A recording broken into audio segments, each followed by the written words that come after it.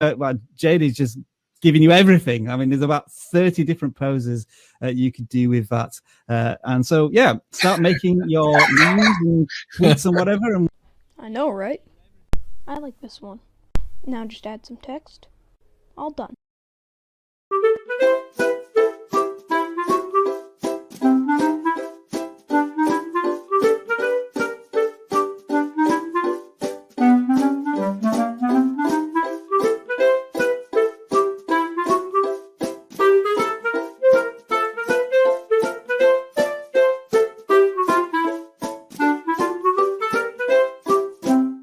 She's back. Rob is going to try and catch me out, but I know he's going to do Jade for meme of the week. It says 1 hour later, not I hour later. Come on, Rob, don't let me down. I want to show you all Jade's stick, man. Oh, wait, no, I want to save her memes of the week. No, Jade. Oh, you want them? No, Rob. Yes, I want them. No, I was joking. I was drawing a roller coaster.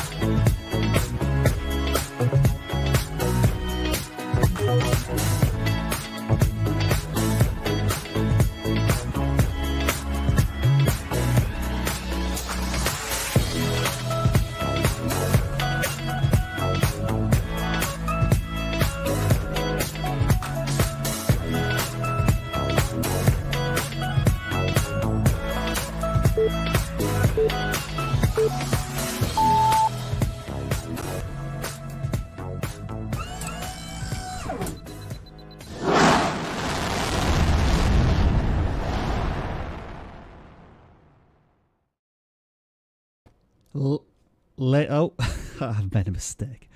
Okay, what do I do? There we go. Oh, all sorts of mistakes. But I'm in now. Hello, everybody. I forgot that we're using StreamYards, and there's bits and pieces that I need to sort out before we go live. Anyway, let's start from the beginning right here, right now.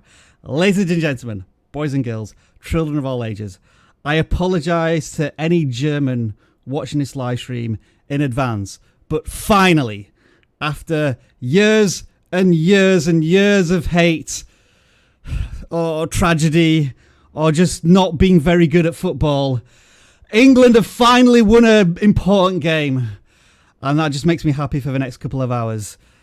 So yeah, you've caught me in a good mood, everybody. Hello, my name's Rob. Welcome to vidIQ, the YouTube tool, channel and learning academy that educates you on your YouTube journey and revels in English football glory. Whew, my emotions are just everywhere. So let's just bring in some other people who can help me out here. Dan, hello, how are you doing? You have no interest in football, but welcome to the live stream. How are you? I have interest in live streams. Yeah, there we go. And you're definitely in the right place there. Awesome to hear that. Whew. Ooh, Dan H, how are you doing? I know you have a bit of a sports background, but you're probably still not interested in England winning a football match. How's it going? I wouldn't say completely uninterested. My English football team is Chelsea, mostly because of Christian Pulisic, the American on Chelsea. So congrats to England on their success. Hopefully, the U.S. is on the come up. So, and my last name is Holtzauer, so normally I'll cheer for the Germans, but I'm not that involved in it. Unfortunately, I don't think the Americans can take part in this competition since it is the European Football Championship. Yeah, good luck to whatever tournament you might be able to play in. And live from a similarly boiling part of the world right now, in Seattle. Hello, Travis. Welcome. Hey. Man, it's hot where we are right now. It's ridiculous. We broke all-time records in Seattle literally 2 days in a row. The first day was 2 days ago. It was the highest temperature ever in Seattle, and then yesterday was the highest temperature ever in Seattle. So we broke it consecutively. Yay, we're on a streak. Yay, we're literally on a hot streak. I was showing you the temperature on my, I think in a Wednesday live stream, and it was about 28, 29. That's where I am today. 32 right now, which I think in American money is about 90 degrees Fahrenheit, and it'll probably get warmer as we go through. But let's say hello to some people. Dan, do you want to start? I'm just going to throw some people on the chat as well to say hello to all of these wonderful people. Say hello now. How are you all doing, everybody? Let's see. The Daily Weekly Show. I see Eplix, Crazy Casper, Default Blocks, Fairy Finding, Joe's Phenomenal, Jonk is here, Sophia Slime is here. We have Rail 001, Nightmare Project, and Ethan Plays. All right, I'm just going to keep clicking on these. Dan, if you want to, Daniel, if you want to say hello to some people as well. Absolutely. A big shout out to Daniel K and all the Dans around the world and in this chat. Patrick Stewart, our favorite. I believe he just got monetized, if I'm reading correctly. Shout out, of course, to Michael Shiro and Zenzarius and all the moderators who were in there. I'm sure I missed some of you. And one more, let's say hello to King Does Things, because I like that King name. Does Things. Hello, humans there as well from Yoki Samoda. And Travis, if you've got any hellos, what would they be today? Yeah, let's see. We got Lena, Slavgard. We got Razor MNO. There's Small HD. What do we got? Caviar Rang is in the house. We feel that. Trimillionaire Joe. Trillion or Trillionaire. Who knows? And, Dan's dog saying hello as well. Hey, Dan's dog. And then Luke Atomic in the house. Hello, everybody. Yeah, I'm just clicking stuff as they appear. So hello to everybody who's joining us today. Welcome to the vidIQ channel audit live stream. If you are new here, and I know there are at least 42% of you who are new here, because as you can see, we now have access to the live stream poll feature on YouTube. So I've tasked Dan H with maybe posting a couple more polls while we go through this live stream. So do make sure to join in with them. But yeah, 1,300 people have voted. And so we get a nice mix, people who are familiars, original gangsters, and also other people who've never been on this live stream before. So what we should do before we jump into the particulars of this, which is auditing your channel, where we open our doors, welcome you into vidIQ, and we share our wisdom, our experience, and all of our thoughts and suggestions to help improve your channels.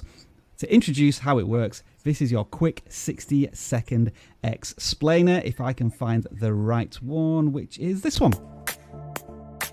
Welcome to the vidIQ channel audit livestream, where we review your YouTube channels. There are 2 links in the description, one for gaming channels, one for non-gaming channels. Make sure you submit every week as we clear the form after every livestream. Channel audits are 100% free, so please don't send us any super chats expecting to receive an audit. And don't waste your time asking for one in the chat. If there are any alternative ways to get picked for an audit...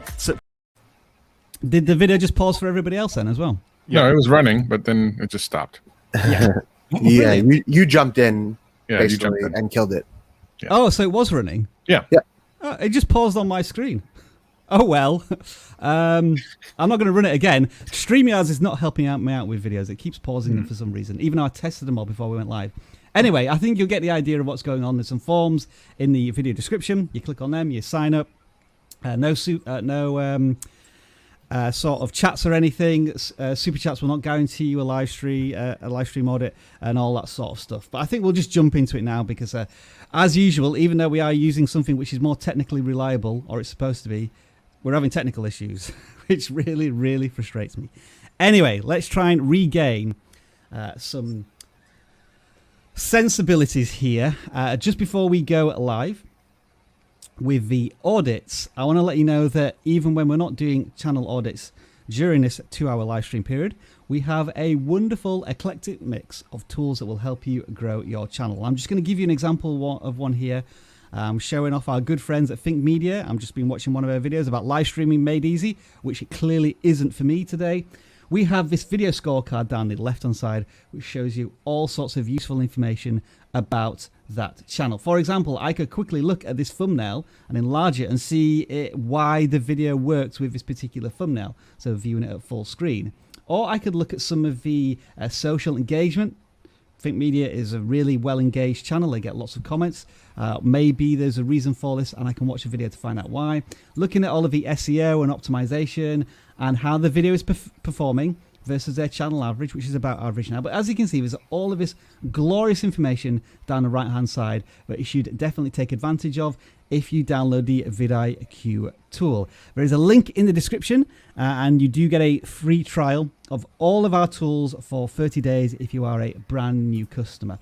So do make sure to check out vidIQ after this live stream to help you grow your channel when we are, I guess, resting. I mean, we are human, and sometimes we do need to have a rest, but the vidIQ tools will work for you 24/7. And with all of that being said, I know that everybody can see my screen, so let's just jump into the first channel that we are going to audit today, and that is the first channel that audit that's submitted this week through the submission form, and we are looking at Mira Cause Kitchen. They are the lip-smacking plant-based recipes for better health, and I think Travis will start with you on this one. What are we looking at here? Well, I like that they're kind of implying that all of their recipes are plant-based, they're better healthing, and they're supposed to be tasty. So I love that, giving a real easy to understand value proposition for this particular channel. So what do we got? We got a lot of shorts, it looks like, and then we have some regular videos as well, or at least short videos. I don't know if they're shorts themselves, but there's a lot of them spread out there, and those some of those do pretty well for them. It's interesting though, because some of this, like, I've never heard of some of this food, and maybe it's because it's based off plant-based stuff, or maybe they're doing kind of a new twist on. Well, look, oh, is that a meatball? Little sliders right down there, third row down. Look at that, plant-based chickpea beef burgers. I would say, you know. So here's the thing: the title is too long. I would do something like how to make. I wouldn't even bother saying plant-based, because I think chickpea is plant-based, right? So you could get rid of that, and because it's truncated, you don't know what's after the word burgers. Like, so I wonder if there's if they could take their titles and slim them down a little bit for people to get to the point a little bit quicker. I like putting plant-based there, but to be honest, like, you can put that in your description and get just as much SEO out of it. I think it's just pushing aside some more important parts of the title. Or maybe pushing plant-based SEO-wise to the back end of a title. So even if it is cut off, what we can see here, as you're saying, Travis, in his title, there is something at the end of his title, which is, if I just mouse over it, healthy whole food plant-based recipe. So that's this, I guess, the SEO element of a title. Yeah, it feels like they're keyword stuffing a little bit in the title, which you know, you don't necessarily need to do that at all. Just put something there that people are going to click that gives them the idea of what's going on. Put the other SEO in your description, and you know, go on with your day. But yeah, I mean, other than that, the thumbnails are pretty good, and it's a cool idea conceptually. So in only a couple months, they got a couple hundred subscribers. That's pretty good. Yeah, I very much admire these thumbnails for a channel that's 20 videos into their YouTube journey, and this feels like there's some healthy numbers going on here. Cracked 200 subscribers, videos, you know, competing with their subscriber size or beyond when they do YouTube Shorts. That's all encouraging as well. I'll just open the floor here to the two Dans if you have any more thoughts on this channel. I wonder if they're experimenting with titles. I wonder if they could do anything with, like, the time it would take to make these recipes. You know, like healthy chickpea beet burgers, you know, under 30 minutes or something to that effect, just to give people, like, knock it home with the value in the title. I don't know why this is coming to my mind, Dan, but it just reminded me of I think I was on Reddit, and somebody posted an image that said, yeah, but they never tell us how long it takes to clean up all of this mess. You know, like, if you can make something in 5 minutes, it never like reveals the 20 minutes you're going to need to wash up all of the bowls and dishes and whatever that you used. Not that I'm saying that you need to include that in the title as well. It just reminded me of The perils of cooking. I love the idea of a cooking channel that only cleans up the mess after they make something. You know, that is an idea. I think there's a definite niche here. A brilliant idea. All right, so that is a Mira Qua's Kitchen. And I think we'll move on to the next channel now, which is the first gaming channel that's submitted this week. And we have Lamar 456 Pro here. And I think I'll let just the two Dans unleash on this channel. What do you think of this? Looking at the Mario style channel banner and the type of games that we're looking at here. Got some Sonic I'm seeing. Some Mario's Golf that just came out. And it looks like Minecraft. Oh, the Minecraft Sonic DLC. Okay. All right, so a handful of games. And it looks like a lot of the gaming channels we see, quite often. If Dan, you want to start, actually, because I've just been speaking a lot, I feel like. No, I mean, I think to point out quickly, we're getting a lot of logos on all of these thumbnails. I think that's definitely, a bit of overkill on this. We have the Sonic logo. We have that 30th anniversary logo. I don't know if that's directly related to the Minecraft DLC itself, but I'd say all these thumbnails seem very crowded. They have a lot going on to them, and sort of one of the keys we talk about is always trying to be as simple as possible and to make these sort of significant characters as recognizable as possible. We see Knuckles there in episode 3. We see, Sonic sort of skydiving in episode 1 of one of the Sonic Minecraft things. You want to make that as clear as possible. It's very hard to see. Remember that a lot of the people viewing your channel are going to be on mobile devices, so they're going to get the smallest version of these thumbnails. And when everything's cluttered like this, especially Minecraft, because it's sort of low poly images in itself, it's going to be very hard to read what's going on in these thumbnails. So always look for clarity, look for simplicity, try and limit some of these logos and text and tell the story in sort of 1 or 2 very clear images, and that'll give your channel a real better feel to it and should hopefully improve the click-through rate as people are intrigued by your thumbnails. Danesh, I've not heard that term for 20 years, low polys. I can remember when there was a fascination with polygon counts. Like the PlayStation could handle 1,500 polygons, and then the N64 was 32,000. Or how many bits the console was. Yeah, bits were before that. Yeah. Go ahead, Dan. Sorry for cutting you off there. No, you're fine. The biggest thing I'm seeing is that we're trying a lot of different games, and we're going straight into Let's Play style episodic content. And while that is, I think, the easiest thing to make, it's also the most competitive space you could be in with any game that you've tried here. So my recommendation to you would be to try and present this game in ways that somebody else isn't already. And I'm just, right now, I feel like I'm kind of coming from like a different place when it comes to gaming content. I've abandoned this idea that you can have a Let's Play series and then grow a new channel with it. I think a Let's Play series is great for somebody who you're trying to get returning to your channel, right? But if you want to get new folks on your channel, you need to do something that is going to get shared around, potentially, something really cool and interesting. So take the Sonic DLC, for example. Is there anything you can do with this Minecraft DLC that is super interesting? Can you use it more as a sandbox and make something really cool in video form, something 5 minutes long, something that wouldn't take a lot of time to watch, do fun experiments, do different things, try and get people interested in your content in different ways, and then splice in the Let's Plays kind of in between when you are feeling like, I just need to chill today, I just need to play some Minecraft. And the other thing we commonly recommend is, can you narrow this down to one game? Can you have your channel focus up? Because if I see, Super Mario Super Rush, but I've been enjoying your content around, the Sonic DLC, I'm probably not going to click on that video. And if you keep interrupting that pattern, I'm going to no longer get recommended your content because I'm not clicking on the new videos. And that's all YouTube's going to need to know about me and my interest in your channel. So, yes. It does feel as if it was a nice little run of momentum going on here with the Sonic X content, and then they just randomly dropped in a Mario Golf. That's just been released, hasn't it? And I'll be thinking, okay, if you did want to make some content about Mario Golf, you're almost thinking about starting a new channel at this point, if you wanted to focus on that game, because it just seemed to kill the momentum a little bit, and now it's taken a few videos to catch back up on the Sonic X Minecraft content.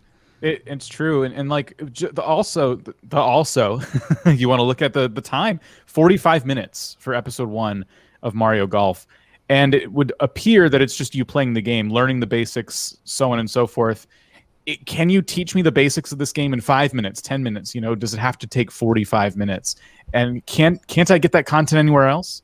That's the thing. I think every gaming channel here should be really focused, if you're just starting out, on finding ways to stand out, at least once in a while in videos you make.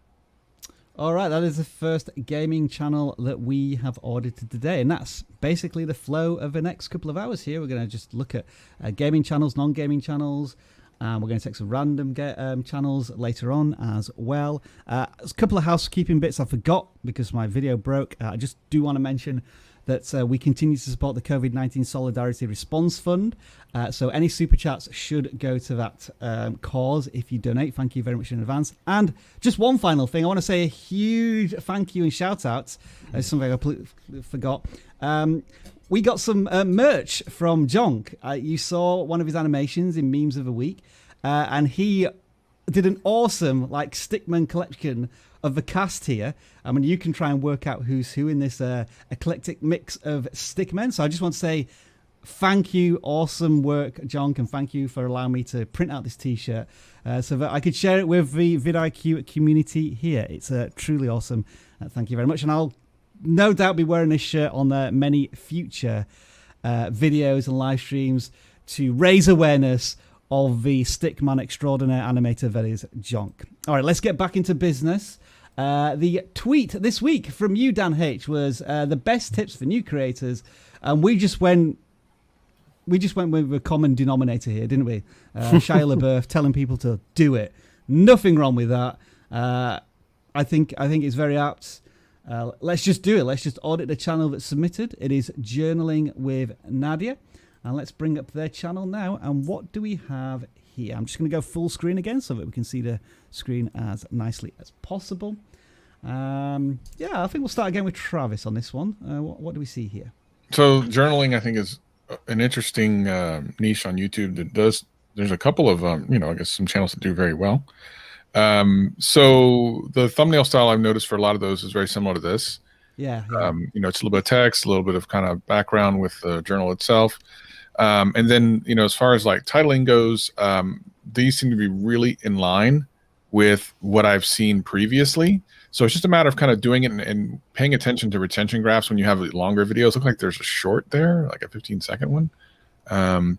So yeah, I mean, just trying to really, I feel like this one, you always want to pay attention to your click-through rate and try to figure out if thumbnails are in line and titles are good.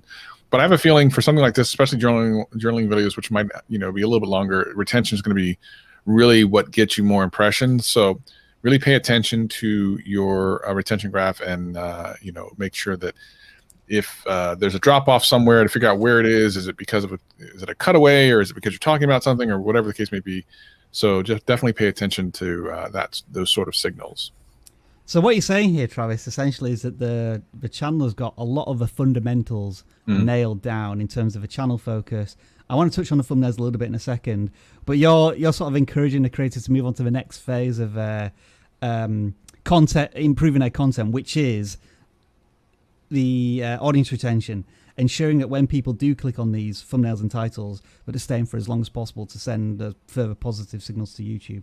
Yeah, we don't know how many subscribers they have. They've hidden that for whatever reason, which I always tell people, just don't bother hiding it. There's so many people that like to be a part of the journey that it's actually, a good thing to allow people in. That's a really low view count for as many views as there are videos. So interesting. I'd say we'd assume that this channel is under 1,000 subscribers, not yet monetized. And so, as you say, but there's some videos here with some pretty good views. Yeah, view counts are very encouraging, aren't they? So let's just talk. Sorry, go ahead, Travis. Go ahead. No. It's just that some of these last couple of ones have done very well for the channel, regardless of the size. Yeah. Now let's just talk about the thumbnails a little bit. What I find interesting here is that this makes me want to know what the click-through rate between light mode versus dark mode, because look, the contrast here in light mode, the thumbnails look completely different. Yeah, I think that obviously they blend into the background a bit more, whereas in dark mode they're really striking and stand out. But I'm not necessarily saying that the creators should change their thumbnails because of what theme Well, that's not a bad point. That's actually a really good point. What you could do is just put a thin black border around, keep your thumbnail style, but just put like a black border around it, and that would make it stand out. Okay, yeah, that's interesting. Yeah, that might be. That was a really good point. Really good point. Yeah. And then the second thing is, usually when we talk about thumbnails, we maybe encourage the creator to use less text and or make the thumbnail relatively simple. But I think you mentioned something quite interesting here in that these thumbnails match the genre or the video topic, which tends to be a big block of text in the middle of a thumbnail, and then what I might call organized clutter or chaos in the background, whereby you can't really see what's going on in any of these thumbnails, but you do know that it's scribbles and writings which would fit the journaling theme. So I think that's a good point for creators who are wondering about, well, these thumbnails, when you say, Rob, that you shouldn't use that much text or it looks a bit chaotic, there are always exceptions to the rule, and I think this channel certainly matches that criteria. Yeah, 100%. I think, like I said, I think they have a lot of fundamentals down. My assumption is either they did a lot of research before they started, or they were watching a lot of these YouTube channels to begin with, and just had a feel for what would generally work for that type of channel, and then made their own channel, which is great.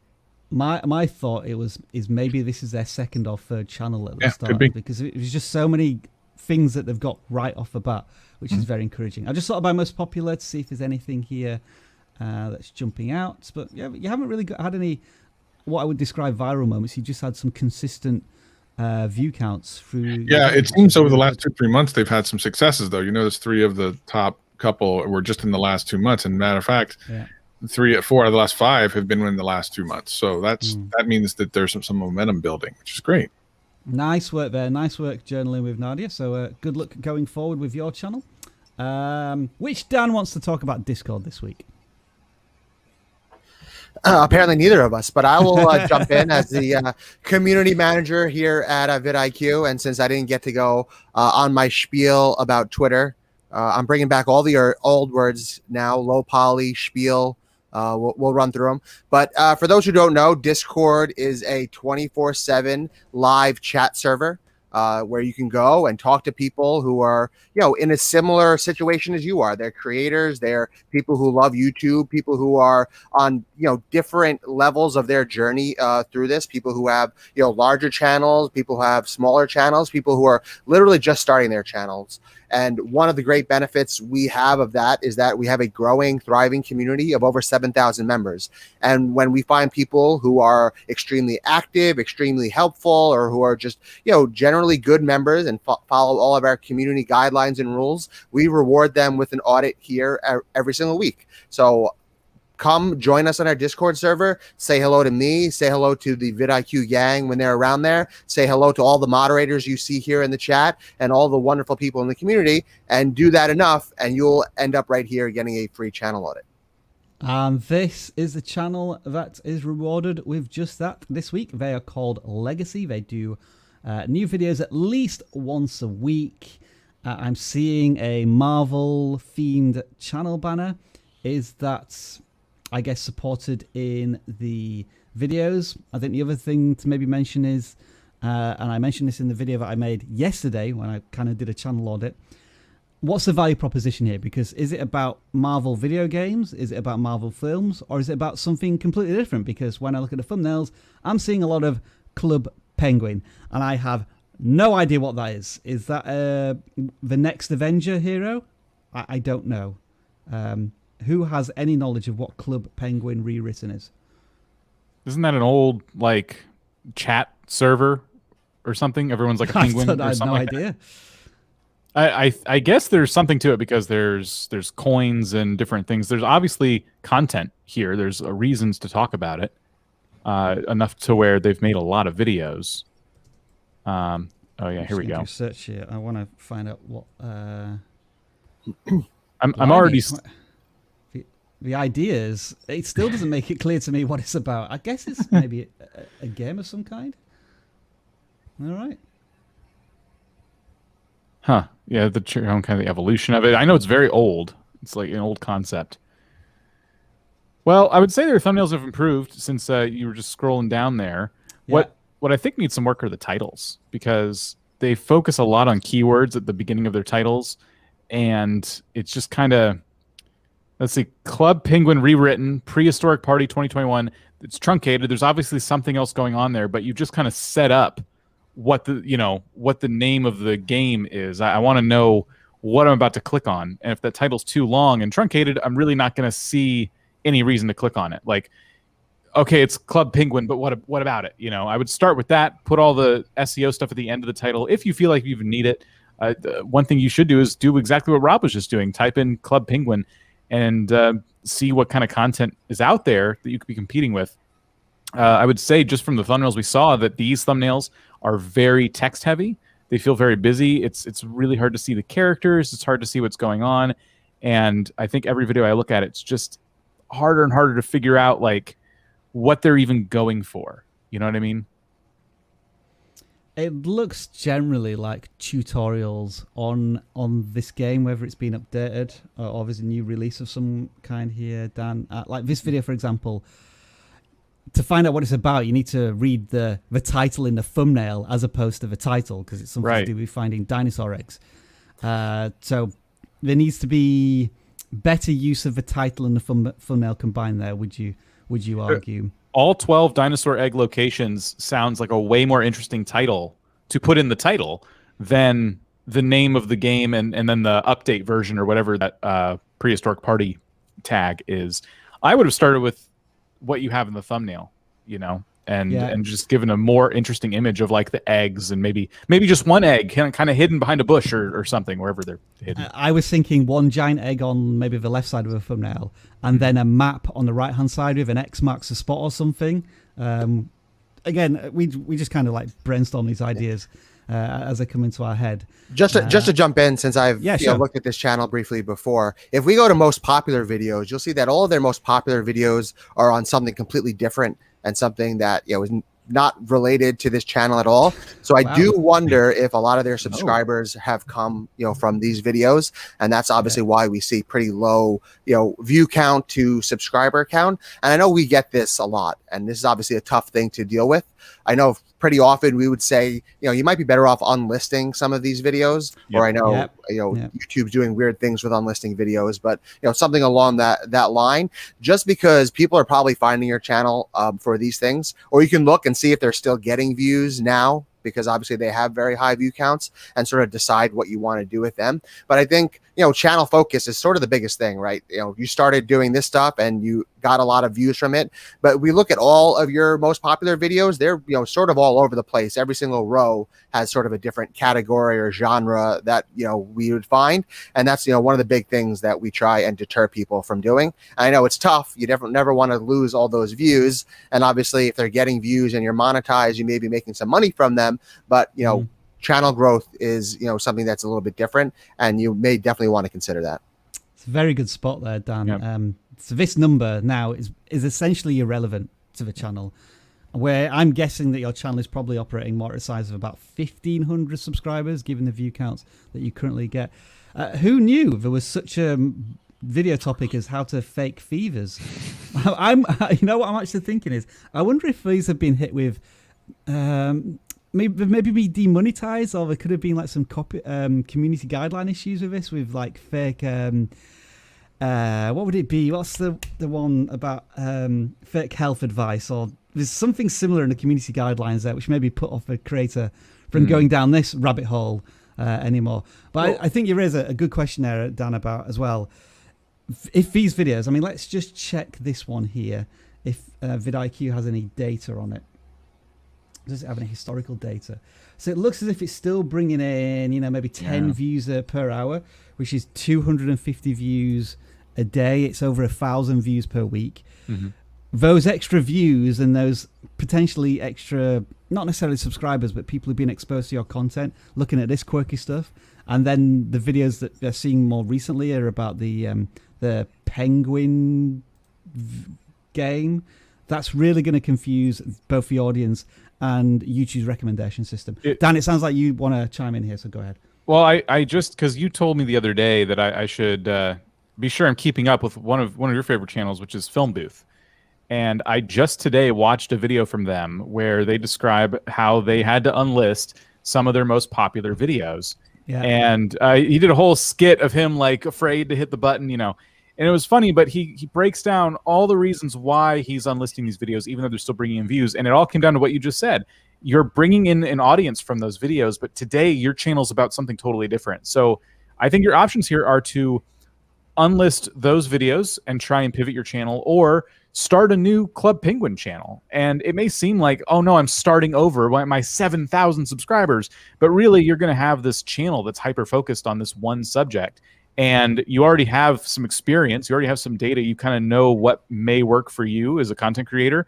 Take some of our advice to heart, get your thumbnails improved, things like that, your titles, and you'll probably get your 7,000 subscribers back, except they'll all be people interested in Club Penguin, interested in the things that you're currently interested in covering. So those are kind of your two options, because you're going to keep bringing in these subscribers who are going to realize very quickly, oh, I subscribed to the wrong channel, and they're going to keep unsubscribing, and it's just mixed signals all around. Yeah, actually, I want to real quick point something out. So one of the people that I work with through vidIQ, one of the channels, Ink Thinks, had a pretty successful couple of videos that were not specifically in line with the rest of their channel. I mean, it was kind of close. But what was it called, Travis? Ink Thinks. And okay. It's like a gaming, kind of a Smash Brothers channel. And that's the top one. So, we did a pretty good job there, but then we found that there was a specific kind of series of videos that were particularly popular, although they didn't necessarily completely line up with this channel. So we decided to spin off a channel based on it. So if you go to their other channels, you'll see Smash Bracket. Okay. We launched that only, what was it? How long? Like 3 months ago? Scroll down. 2 months ago. Yeah, and it's already got 2,000 subscribers. So we took something that we knew worked really well on a channel and then did exactly what Dan just described. We took something that was hyper-focused, we put it in a very hyper-focused channel, and now it is thriving. So super excited about that. And this is like a different characters take versus on. Yeah, so that Smash series Brothers existed on the other channel, but the overall channel, it was kind of like just one of the video kind of things he would do every so often, but it wasn't like a direct link to the rest of the channel. So we decided to spin it off into its own channel, and it just really did well. And so they've unlisted or removed them from the main channel. Yeah, and moved them over. Yeah, cool. So that's a really useful insight, that, Travis, into the both the question of when you have like multiple topics on a channel, and how you can really leverage the power of a specific niche or video topic on a separate channel, if you know what you're doing with. Because I think it's clear that this channel knows what they're doing in terms of creating content. Like, they're getting tens of thousands of views on stuff right now, which is awesome. But now they have this little side project as well, which is performing really well. So some interesting stuff there. For our original channel, which was called Legacy, which, just to give you an idea of where the channel's currently at, they're a Marvel channel. No, they're not actually. They're a Club Penguin channel. No, they're not actually. They're a How to Fake a Fever channel. And those are three very disparate types of video topics. So lots of advice there, I think, on channel focus for all of you to maybe take into account for your channel. Let's move on to the next channel we have. And I think this is called Unbrick Me. The channel banner is so detailed and intricate that it just makes it almost a little difficult to read the channel name. I don't know if that's a criticism or not. It's very unique and different. And we do have a value proposition there. And I think, Dan, you picked this one and you had a lot to say about the journey that this creator's been going through. Yeah, it's really, really interesting. So this channel popped up in our form, and it kind of beat out all the other ones I was thinking of choosing today. So I sorted by their oldest videos because I was going to look at the thumbnails, and I think there's some improvements that could be made here. But I was looking, and I'm like, honestly, the improvements I would recommend are tweaks at best. You know, I wouldn't even say these are necessarily bad thumbnails, what they have. But they started a couple of years ago. They were doing some Technic, some Lego stuff. Then they started doing some iPhone and different things. Maybe I'm a tech channel, and then they get back into Lego, and you see like these views are coming in, and the thumbnails start to evolve, and the channel becomes more and more focused with little experiments here and there. And I just thought it was important for everyone to see you know, how these channels can kind of come together, and over time, well, I'm going to try iPhones again. I'm going to no, we'll go back to Lego. We'll go back to Technic, and it just experiment after experiment after experiment to where they are today. So I think this channel, I think this is somebody who is really close to like having this just down. Maybe they feel like they already do. And all I can recommend from here is, do they have a lot of ideas? Do they have a lot of different builds they can share? You know, can they keep going? Because there's so much here. Let's see, 5 worst mistakes of Lego Technic, 5 rarest Lego Technic. Our Lego Technic gearbox is gone. Like all these different thought experiments they're doing. I just think the thumbnails could be better. This text they're using is kind of thin. It's like green. It's a little bit weird to me. It can be a little bit hard to read. And then the pictures themselves, I think sometimes they're really nice. Like that typewriter is nice and contrasty. It really, you know, has a lot of color there. But like the latest one, these gears that are all colorful aren't saturated at all. It's just it's all one kind of flat thing to me. So little tweaks here and there, I think will only improve what they're doing. But look, like 10,000 views, 3,000, 4,000 views, 26,000 views.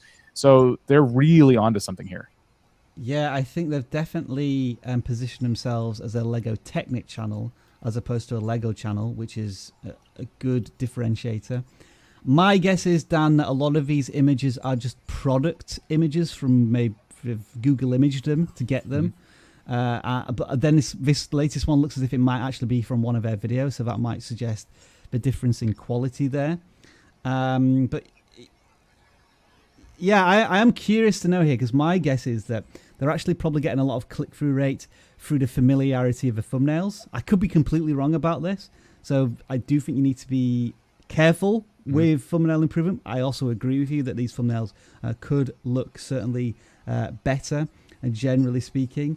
But it feels as if the listicle type questions that they're asking, specifically on Lego Technic, is what is positioning themselves very uniquely in this space. I'm just going to do a search. If anyone else wants to chime in, I just want to see Lego Technic and see what it shows us here, generally speaking. Ranking number 1, that might be through... Wow. Wow. Is that accurate, or is it my search? That's a lot of their videos. Yeah.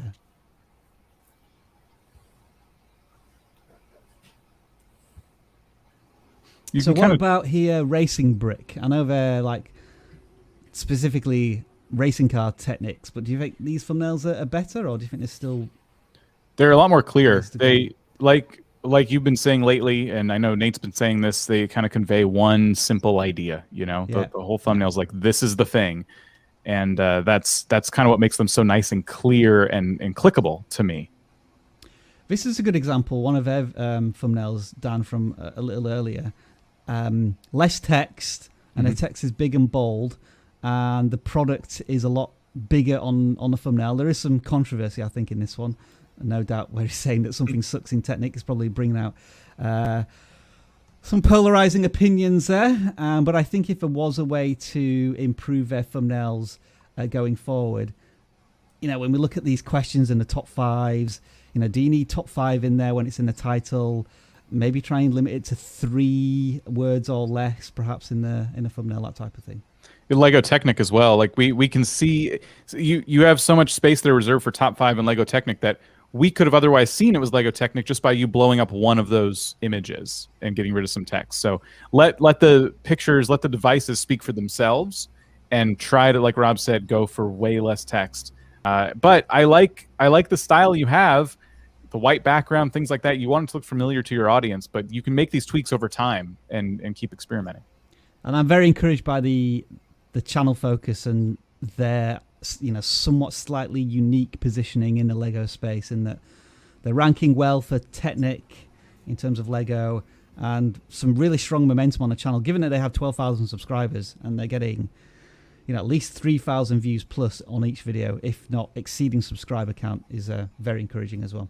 And so that is Unbrick Me. Let's move on to the next channel that we're going to look at here. And I think, Travis, this is your pre-selected one. It is JMO Painting, and presumably a friend of one of our moderators, Tish, because she does appear in a thumbnail right here. So why have we picked this one? Yeah, I think this particular channel is growing fairly fast. I think if you go to the stats, our little stats thing, it'll show us how well they've done.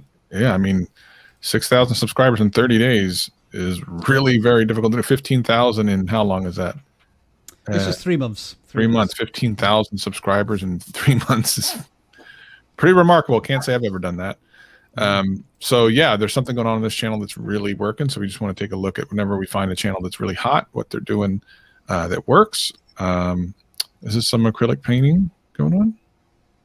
Some really cool acrylic pouring. Yeah, I know. I've been speaking to Tish quite a lot in the last couple of weeks about how she puts so many videos out and how she's not really getting any traction.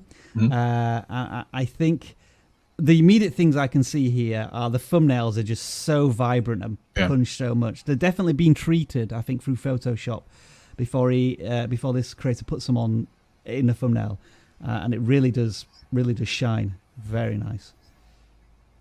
Yeah, it's I definitely would. I'm also curious what. Well, there's a lot of 30 and 40. Are these all shorts? Are a lot of these shorts? Is that what's going on? Some shots, yeah, but not all. We've got some. Let's see. Okay, so we have like a 3-minute video there. But a 10-minute video here with 30,000 views. So I think shorts are just part of a strategy. Yeah, I'd be maybe curious. they're not anymore. Yeah, I would definitely wonder, like, I look at traffic sources, try to figure out, like, click-through rates for traffic sources, and again, retention is really important once you get going. I think this is one of those niches that is not, like, super, super big. So when people find a good channel, they will subscribe, pretty quickly. So from a, view to subscriber ratio, it's super high. Because typically if you would gain that many subscribers in the course of, like 28 days or so, you're going to have a lot of like very high view videos, but that's not really the case. What we're seeing here is just some really concentrated views, which means YouTube knows who to send this content to. So we just need to figure out, like, content wise, why is it working? It could be the topics themselves. Could be, hey, maybe they're jumping on a trend, or maybe they found something that's on sale and people can take advantage of it, or, it could be one of those things. I'm just doing a couple of searches here to try and identify from the titles if there's any common patterns. Pour was obviously in a lot of them, but not necessarily acrylic pouring. I noticed. I saw they had a bit of a run here with bloom technique as well. But at the same time, I'm also noticing some like emotional triggers and pulls here. Like they're often using words such as massive and mystery, and I've seen Enter the Dragon, which is kind of interesting as well in a pitch, and I saw explosion somewhere as well in one of her titles. So not functional, but also enticing in a way as well. And I think that in combination with the really striking thumbnails is part of the reason why I assume this creator is getting a nice click-through rate, although we don't know what it is. Yeah, I'd be curious to see some of that. But other than that, I mean, when you're, pumping along this fast, I don't know that I would change very much. Obviously, you can see the evolution through the channel. But when you're doing so well, it's tough to give too much advice, because sometimes that advice can take you the wrong direction. And it seems at the moment that, they're doing what they need to do. So I would keep chugging along.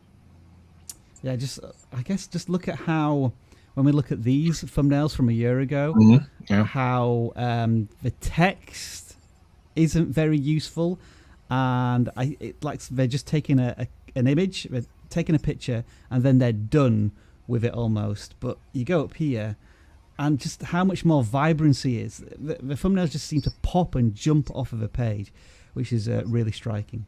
Very well done for this creator. I think they just need to update the channel art. Because that feels a bit antiquated on the channel. That's probably a low priority thing to look at right now. Any other thoughts from anyone, or should we move on to the next channel? Silence tells me we'll move on to the next channel. And this is going to be the Journey Dude. Short documentaries every week. That looks like Edinburgh to me. I am familiar with that skyline. And so let's have a look at the content that they're creating. Again, some very stylized, well put together thumbnails. And with 700 subscribers, some very healthy view counts as well. Really consistent, like around about 1,000 views on every single video. It almost seems a little too consistent, as if perhaps maybe they're sharing their content off of YouTube and they're getting a lot of views externally, maybe from a Reddit group or a Facebook group. I'm just coming up with reasons as to why the view counts are very stable. You don't really have anything that's super viral or anything that really tanks. And it looks as if you are doing, I guess, mostly landscape tours of Edinburgh and the surrounding area, and then some more personal stories as well that have jumped in, certainly in the last 5 or 6 videos. And again, it doesn't seem to be any shift in terms of view count from landscape to storytelling or interviewing people, which is interesting as well. But those are my initial thoughts. What are we reckoning from the rest of the gang here? It feels like a channel that is successfully housing like their kind of filmmaking portfolio to me. Okay. It's successfully housing, meaning a lot of times when we see channels do this, there's hardly any views because nothing's like optimized, nothing's tailored to search. But people are finding this content somewhere, they're enjoying it, they're coming back for it wherever it's being posted. So now I ask myself, who is the target audience for this? Yeah, let's take a look in the about section. Oh, memory box for my journeys. I will say that the thumbnails are very striking, and I think that's probably leading to a pretty high click-through rate. Not knowing fully what the video is about, I would definitely click on some of these. The real prominent photo of one specific item, whether it's a castle or a person. I know the text isn't doing a ton for some of these, so I don't know if they could play around with it a little bit more, maybe a little bit more diversity, or just play around with the actual font. But that's nitpicking, because I think, again, these thumbnails will really draw you in. The personality on all these faces are great. Not the expressive, crazy, over-the-top YouTube faces. They have a lot of personality to them. They have a lot of sort of energy bringing you through the photograph.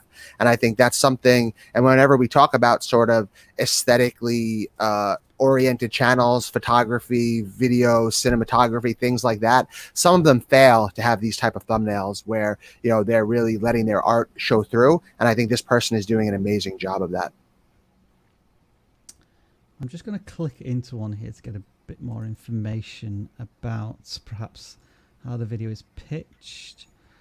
So yeah, telling personal stories, 1,000 views, not that many likes and comments. So that again just pushes me to the thought that maybe there's an external element going on here. I'm also seeing Reddit upvotes as well. So I don't know if this is necessarily a good thing or a bad thing, but I'm trying to decide in myself here. I'd love, Travis, your thoughts on this, about, is it a good thing to promote your content outside of YouTube? Or should you let YouTube's recommendation system do that job for you? Because, yes, I think you may get a certain external amount of traffic, but that's never, I guess, possibly going to help you organically grow within YouTube itself. And the reason I'm saying this is because with 1,000 views, you'd maybe expect maybe more than 25 comments. It feels as if that's, especially for something where a personal story is being told. I mean, I'm just opening this up to anyone. And also a lot of Facebook likes as well. So definitely some external sharing going on there. I'd love your general thoughts on this. Yeah, I mean, it depends on what your goal is. So yeah, I mean, it looks like the vast majority of the views are coming off YouTube, between Facebook and Reddit. And if that's what you want, and you want just to get the exposure for the story, that's fine. There's nothing wrong with that. But don't expect that to help you grow on YouTube from a subscriber or view, kind of organic view perspective. It rarely does. So I mean, if that's your first thing, is to think, oh, let me share it everywhere, then you're probably not focusing on the right things. What you should be focusing on are the people that are on YouTube watching a specific type of content and making content for them, and then let them share it if they want to share it. It doesn't hurt really to share it, not really anyway, but it's not gonna be the thing that a lot of people hope. It's like, oh, I'll put it on Reddit, front page of Reddit, now I'm famous. It just doesn't happen very often. And same thing with Facebook. You got to remember, when people are on a specific social media, whether it be Reddit or Facebook or something, they're there to be there, not to be pulled back to YouTube. Like if they want to go watch YouTube videos, they'll go to YouTube. So quite frankly, I just don't.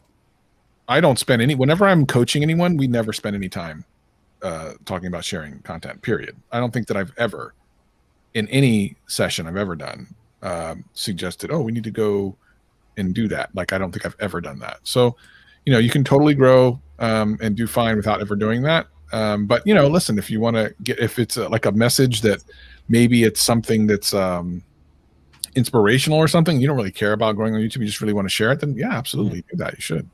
What I've been hearing more and more from people, one of them in this conversation right now, they're trying their best to, if they've been successful on YouTube in the past and they're creating a new channel, they're desperate not to let anybody find the channel purely based on intrigue. They just want their content being shared to the audience that's actually interested in the content.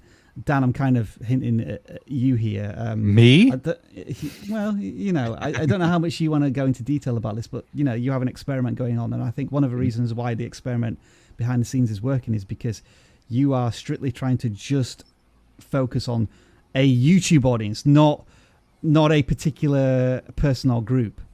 Right.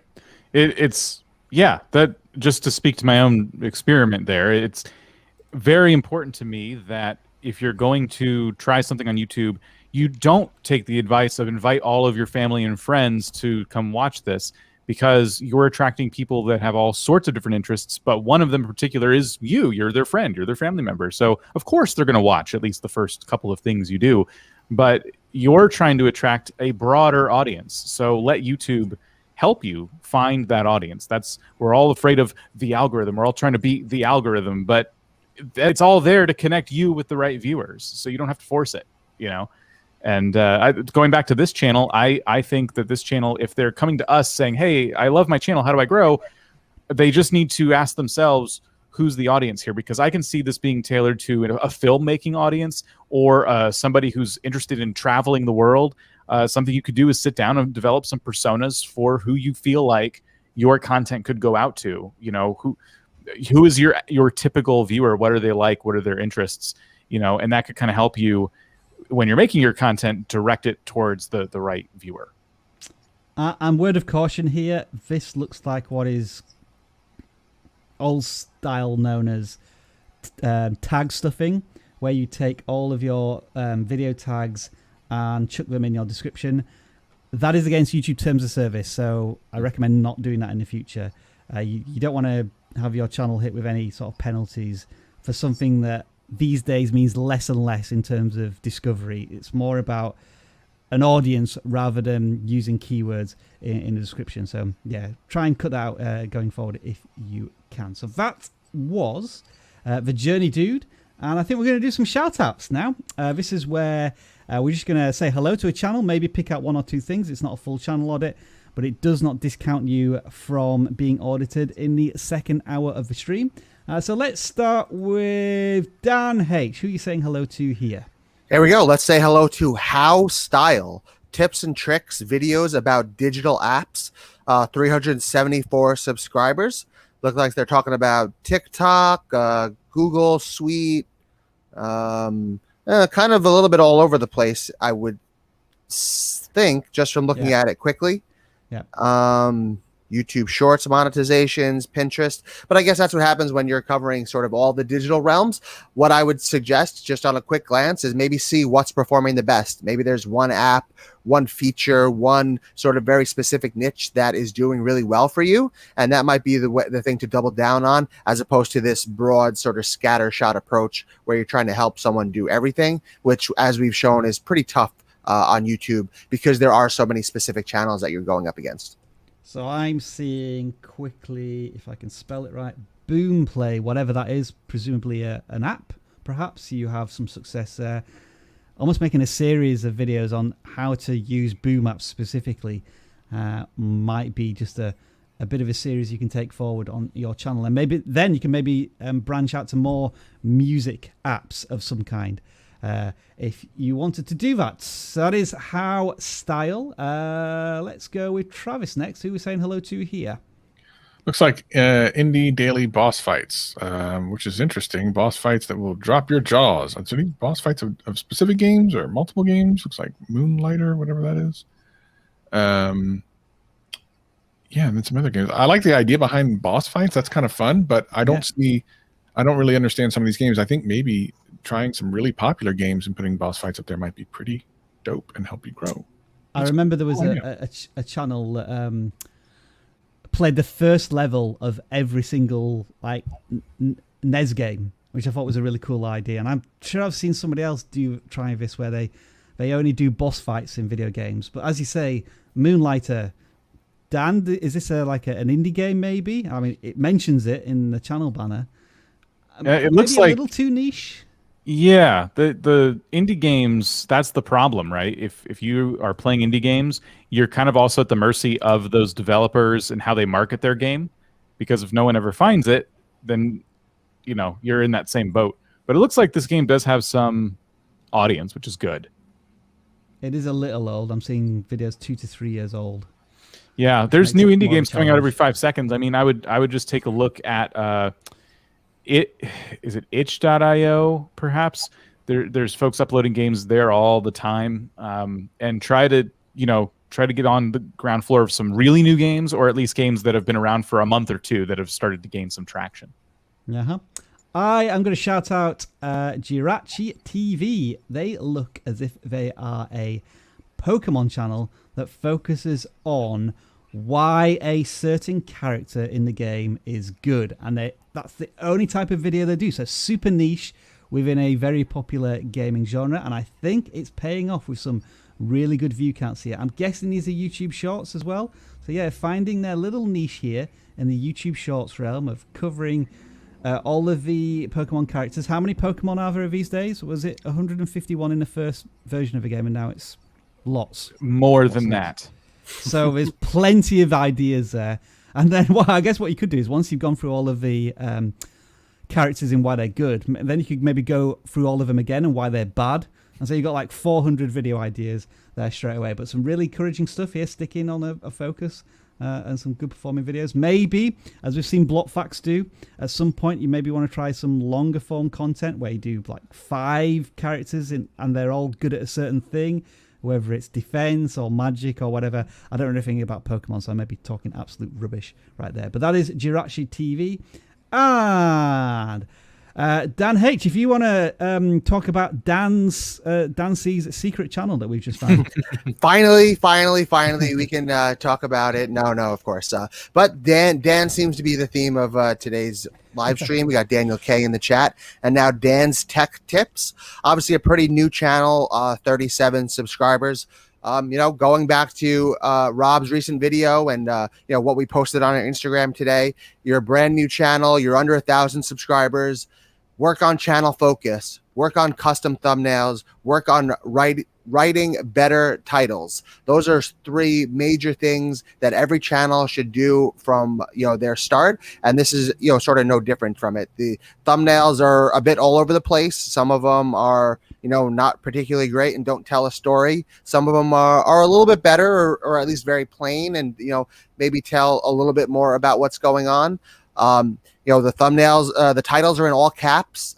That's really not necessary. Remember to write your titles for people. Those are the people who are going to be viewing the titles, and try and keep them a little bit short and not quite as repetitive, right? We see when is Windows 11, how to Windows 11, all the Windows 11 stuff. So it's good that you're focusing on, something that's coming up, something that, you could really latch onto and grow onto, but make sure that you're sort of, varying things a little bit, making sure that they're interesting titles and that, step up this thumbnail game a little bit. Tech is a very tough segment of YouTube, very competitive. So find your niche. If it's Windows 11 and you're getting, you have a few videos out here that, they're not blowing up yet, but, look for what's blowing up, double down on your best content, and really focus in on a singular aspect of tech and not try and do all of technology. I think if they are going to focus on Windows 11, and I don't think there's anything wrong with that, it's certainly a new product that's coming out.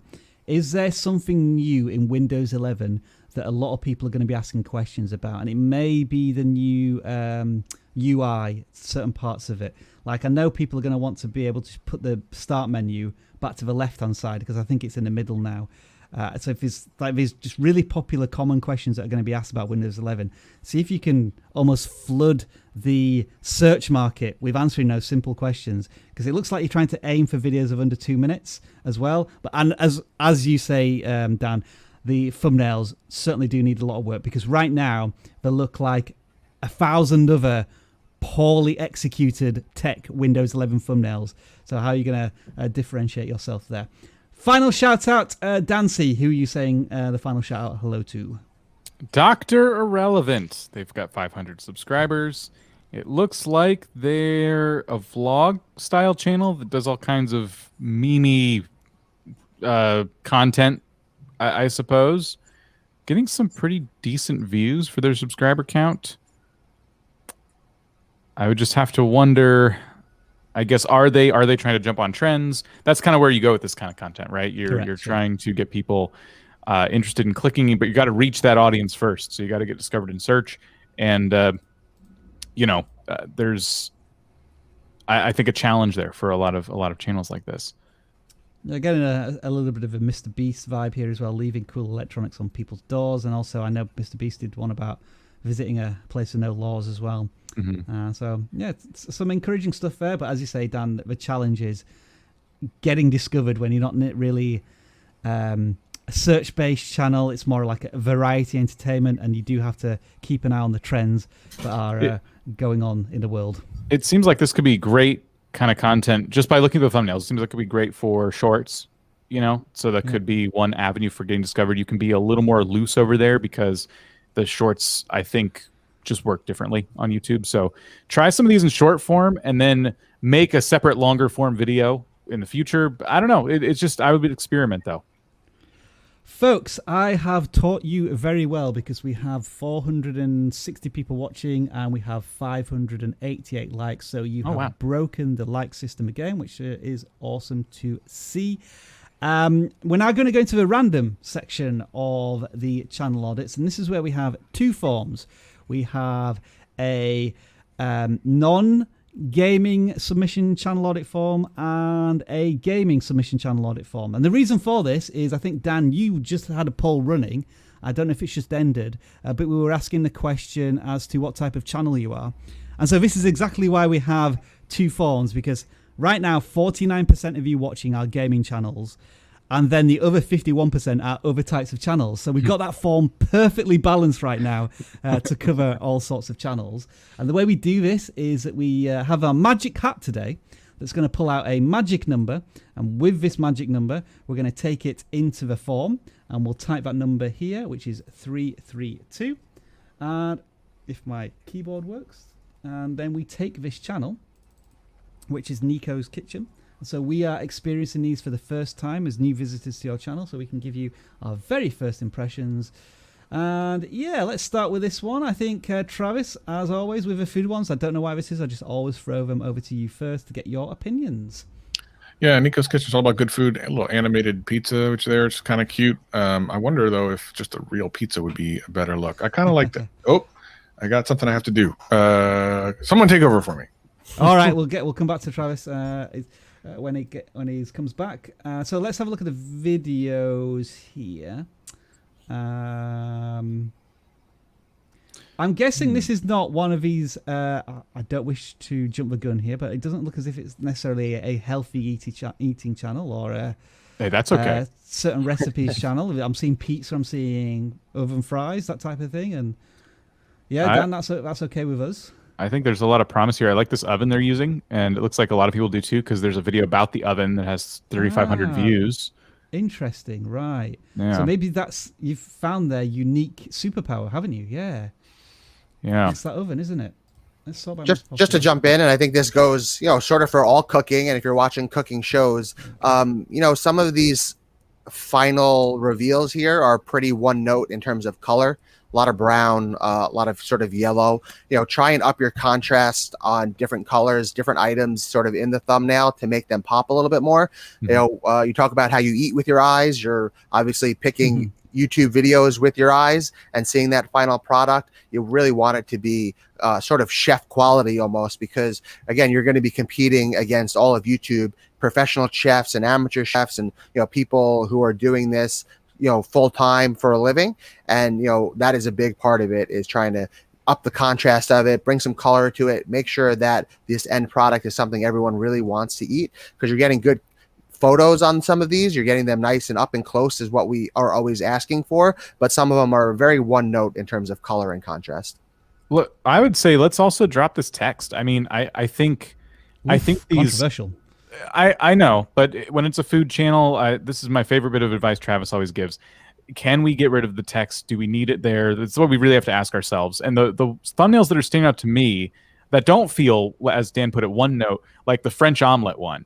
So many colors, if you had gotten rid of French omelet and just made the plate bigger, I can see it's an omelet. I don't really need the text there to tell me. And then you told me in the title that it's a French omelet. So we're kind of repeating the title in the thumbnail, wasting that real estate. And that's kind of what I would say. Now, when you're talking about the oven, and Rob did just search specifically for the oven, so that's not fair. You could maybe throw some text in for impact, but when it's just food on the screen, I think it's pretty clear. I did a search because I want to what's the style here, and it looks to me like most thumbnails have text in. So the question is, because Jade talked about this last week, is do you try and blend in, like almost mimic what the best thumbnails are, or do you something that's completely out there and different to try and stand out? There was one thumbnail here that just is like, that's cool. That's a fantastic thumbnail. That's really cool. And from a channel like, 3,500 subscribers, 7,000 views have been 6.5 have been rewarded for that phenomenal thumbnail. But yeah, I think this is definitely our superpower. I've seen channels that are focused on air fryer products before, and I think why your audience is visiting your content. They want to know as much as they can about this oven. They might even be making purchasing decisions. So we talk about channels that, how can you monetize your channel before you're at 1,000 subscribers? Well, Nico's Kitchen, I would hope and expect that you would be trying to set up some affiliate links in your description. Are you doing that? Oh, there's an Amazon link there. You are. So you're already doing the affiliate stuff, which is fantastic to see. So I only see good things going forward business-wise here for this. Travis, are you good now? Are you back in play? Yeah, I had to get my PAX West tickets, which just went on sale. Cool. There's something that sells out incredibly fast. If you know anything about PAX, it's like you gotta get them when you can get them, baby. So that just happened. So have you secured them? I did. I got my one first. I'm just doing Saturday, I think. Cool. Yeah. So yeah, I like food. Let's move on. Let's move on to the next channel.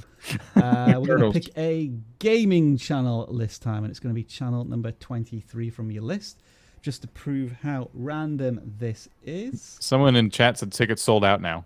I mean, I got mine, so I don't know. It's possible, but I already got mine. What is it? What type of is it? It's music? a big gaming expo in Seattle. Okay. They actually do it a couple different places around the country, but it's amazing. Cool. Off the bat, I can say with this channel, it's a bit hard to read their banner and their avatar. Just the dark blue on the dark background is a bit tough. Let's see, 1,000 subscribers. I'm rather disappointed this channel isn't about Chris Jericho, but I think only Dan Hirsch will get that reference. Fortnite channel here, Dan. Yeah. Some encouraging views here.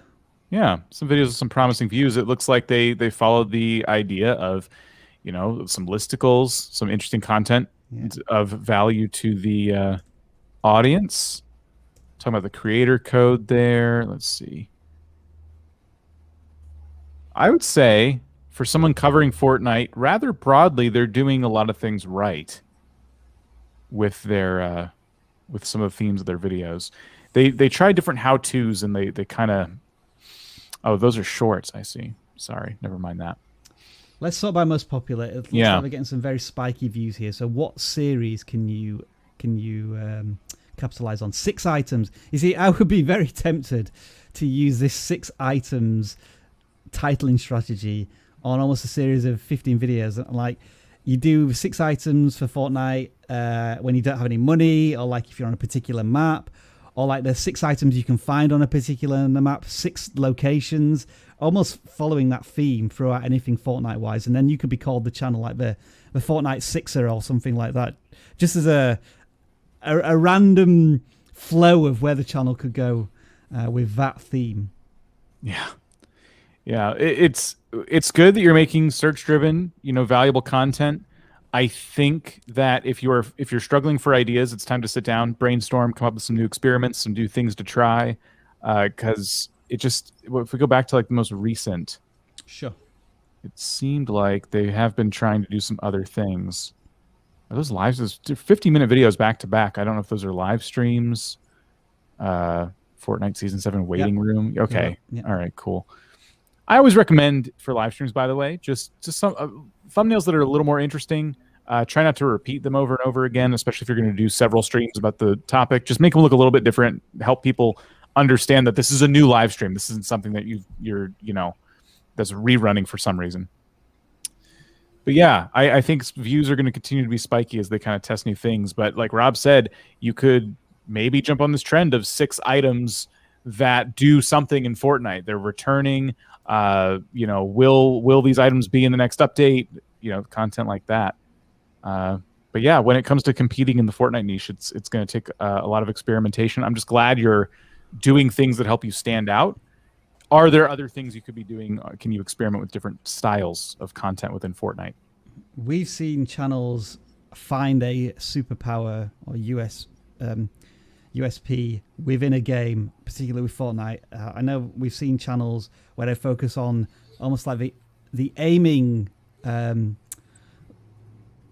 graphic and skin, like something as specific as that, where they were doing tons of videos on it. I've seen other channels that have focused on improving the performance of the game, increasing frames per second, or especially on the PC version. And it can be as focused as and nuanced as that, just to establish yourself with some level of expertise within a particular game. And Fortnite is one of those classic examples of that. And I'm sure we'll see countless more in Minecraft and Roblox mod style channels, whether it's today or in the weeks to come. If you're a gaming channel and you're trying to figure out different ways you can stand out, different things you could try to think. This won't be for everybody, but try to think of your game as a tool. Don't make videos of you playing the game. Use the game as a sandbox to create some kind of spectacle, something. I'm thinking of BlockFacts here because that's exactly what they do. Minecraft for them is a tool they use to make their very entertaining, interesting content. Can you use your game like that? Especially if one's a big one like Fortnite, a lot of creators in that space. How can you stand out? And that might be one way to think about it. Jeremy Tan is next, and you have saved 100 people from 10 years of bad luck so far on your channel. This looks to be another, I'm going to say Mr. Beast influence channel in one sense, doing challenges here, and there's plenty of YouTube shorts as well. How old is the channel? Yeah, so they came back to YouTube around about 2 months ago, so I think they're still in the experimentation stage. And again, for your first video back, 450 views from a 17-minute video. That's really encouraging for a channel. I mean, you may have some spiky moments here as you experiment, but the fact that you're getting almost triple digits on your videos and you've only published 20 is encouraging for me. I will personally be saying just continue to experiment for the next 20, 25 videos until you have an idea of what your audience enjoys most, because you're clearly upping your thumbnail game as well as you do this. The last 3 are of particular pop and vibrancy, which is good to see. So those are my general thoughts, but love others to chime in if you've noticed anything in particular. I think looking at it, the videos do tend to be pretty long when they're doing some of these videos. So I would keep an eye on your retention graphs, see if people are really making it to the end of these videos, and that maybe you can shorten them. Something like, I tried the BTS meal.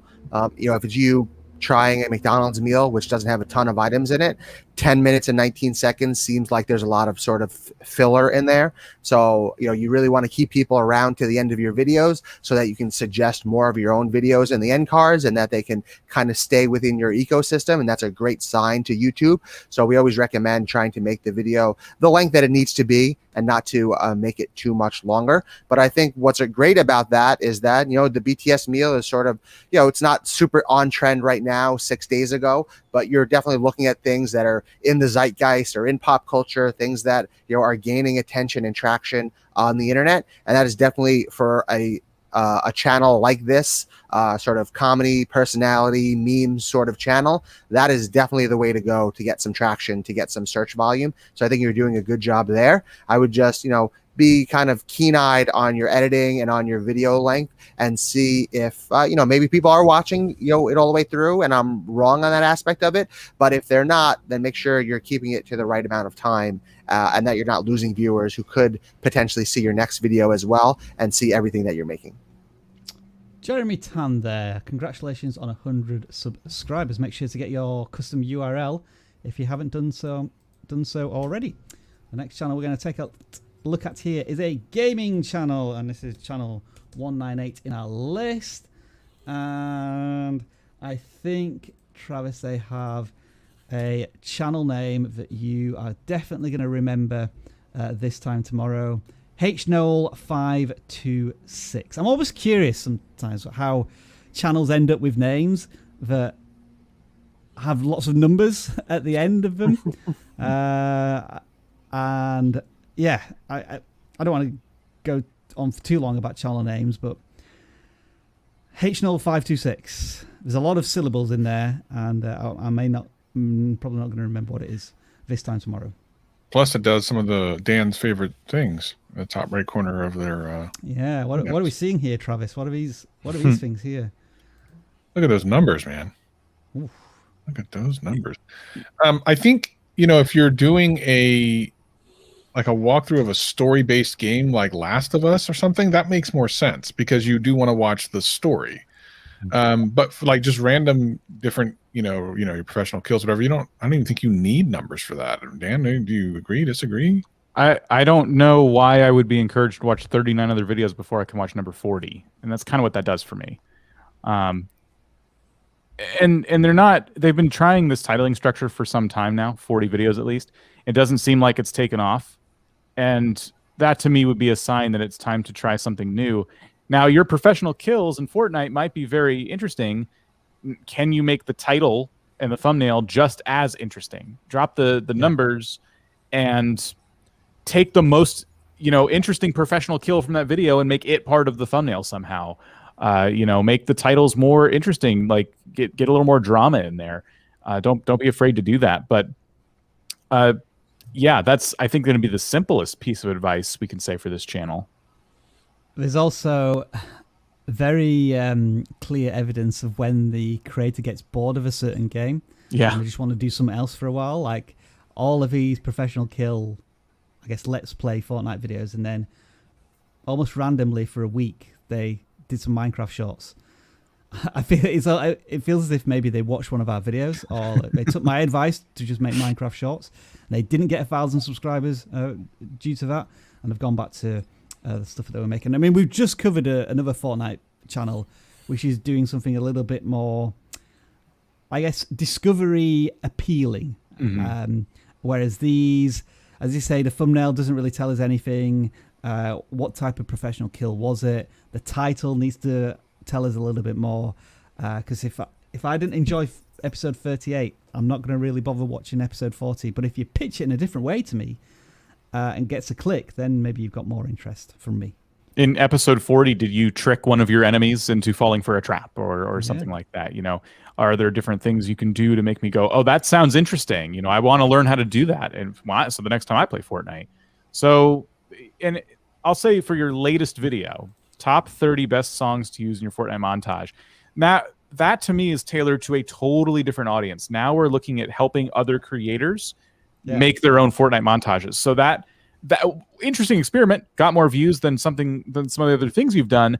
Are you going to now pivot the channel to doing that? Because if you're not, I would, avoid such topics personally. So there's a lot, I think, there. But what do you think, Rob? What I would say is potentially a different audience within the Fortnite community, but an infinitely better thumbnail and title than all of these. So if you want to go down this continued route, then you need to adopt the strategies you used in this thumbnail and title for these videos going forward.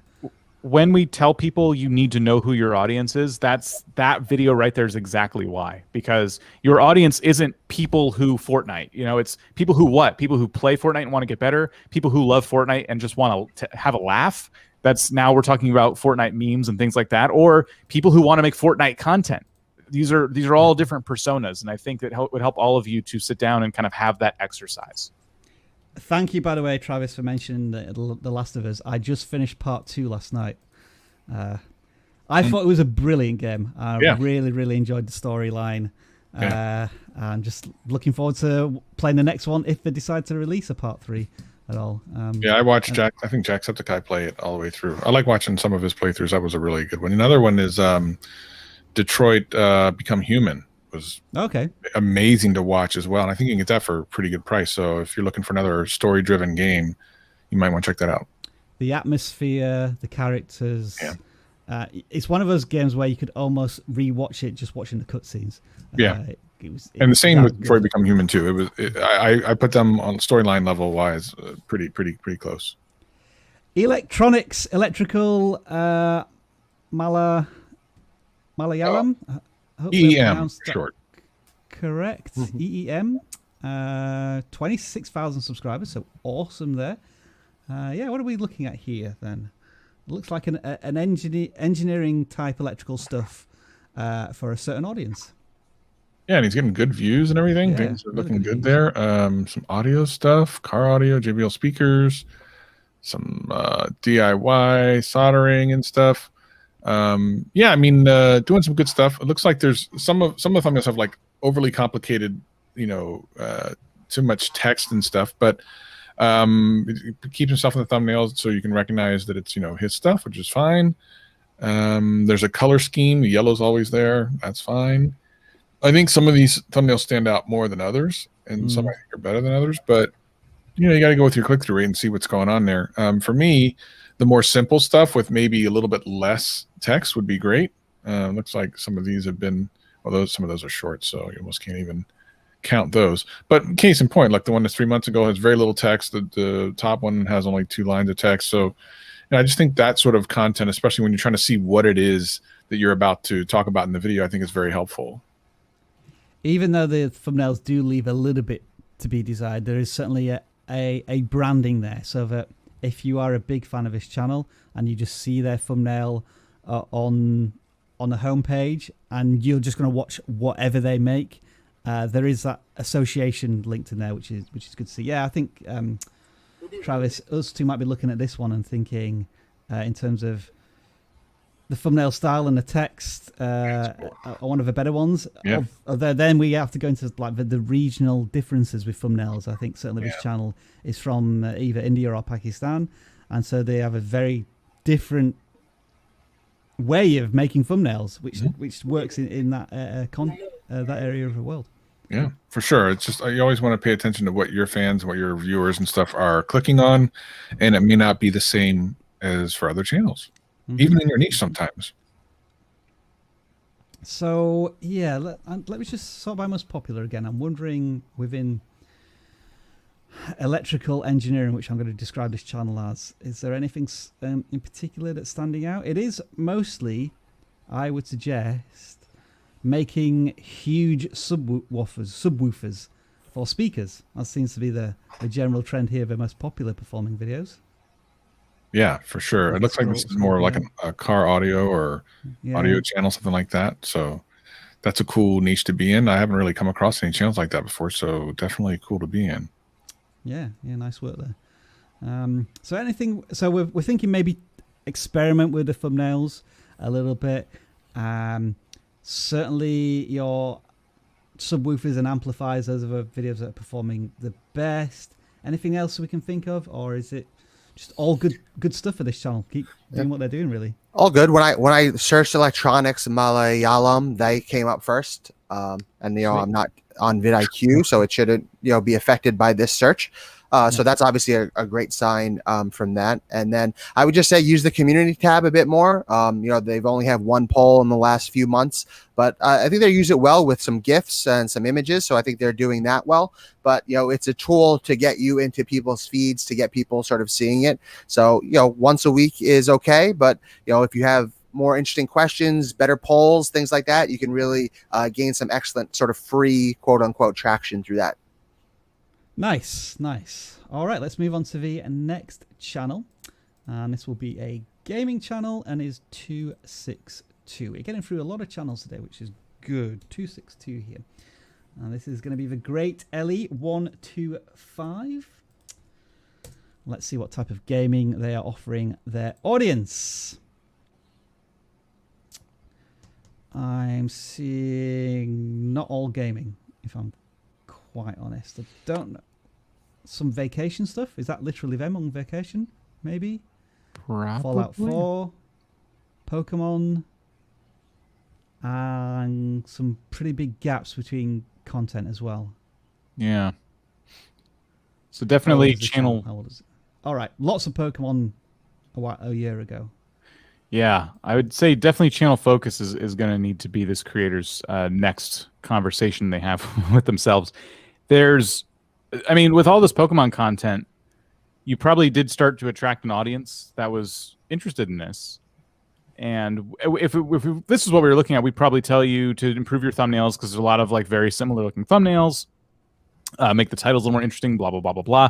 But any audience you built back then has probably not come back because the only recent Pokemon thing you've done is something from Pokemon Go a few weeks ago, and then you've been trying just different shorts and different things like that. So might be time to start a new channel if you're going to be doing more of these vlogs and things of that nature, or you could pivot this channel, I suppose. But either way, yeah, I don't really know what I'm going to get if I subscribe to this channel. And it's kind of day by day. I'm just not sure what's going to pop up in my feed. And if I don't click on that, YouTube's going to be like, maybe you didn't want to subscribe to the Great Ellie. Maybe it was an accident. I'll stop. Don't worry. I'll stop recommending their content.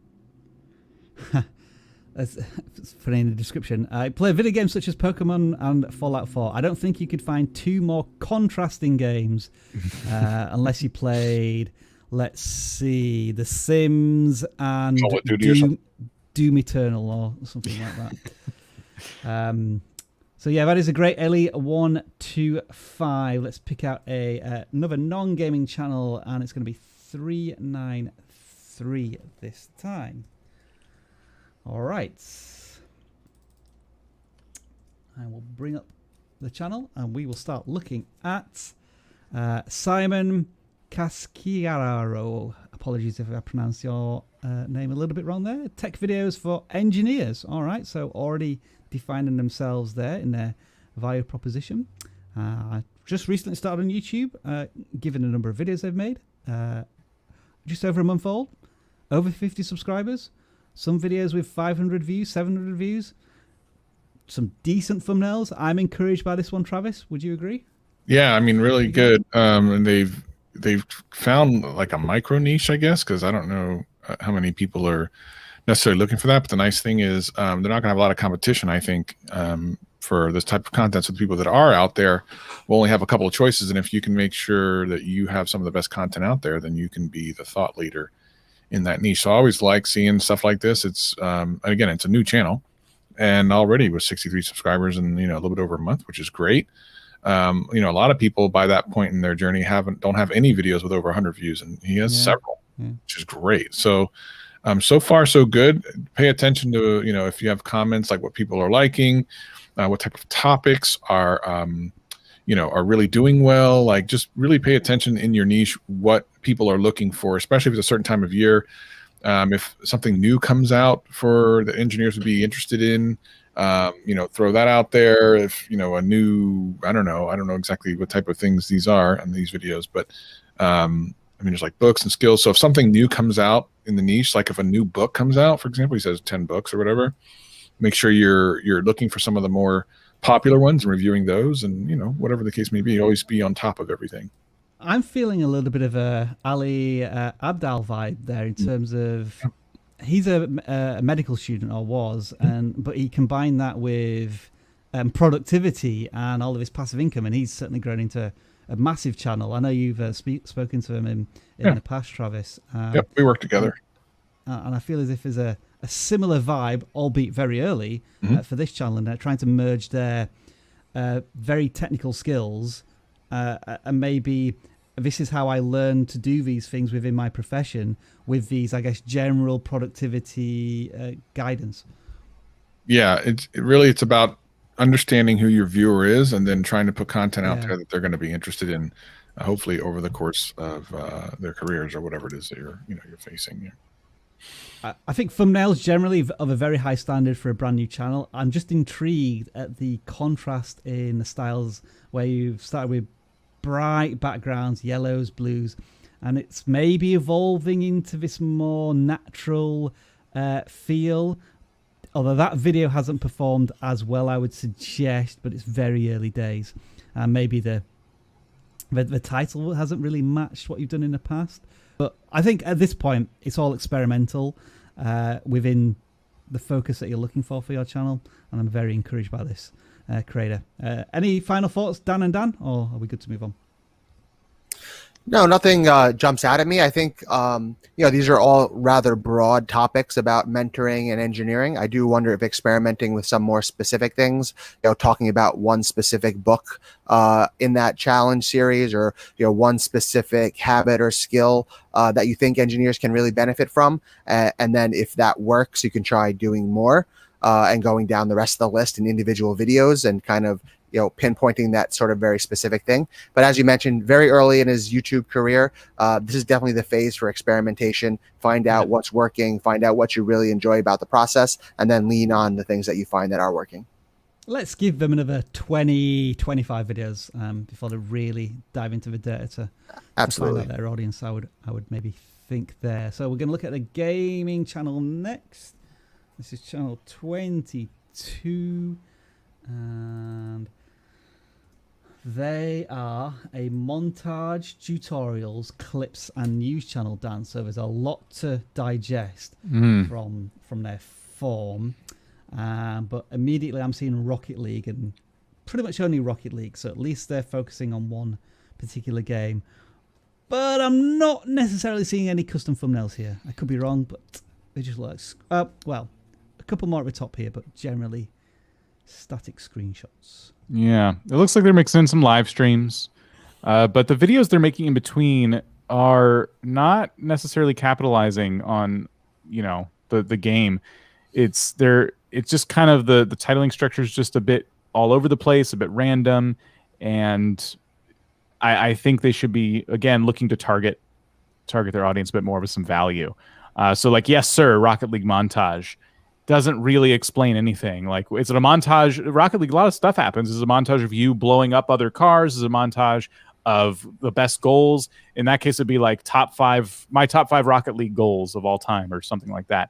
So you could be titling these videos a little bit better. And then as you do that, and as the channel grows, experiment with some live streams and try to bring people in that way. Because I like seeing the live streams. It looks like you do have a passion for that, but the best way to live stream on YouTube is to utilize YouTube in its entirety. If you just have a live streaming channel, I think it's a little more of an uphill battle. So good that you have a focus.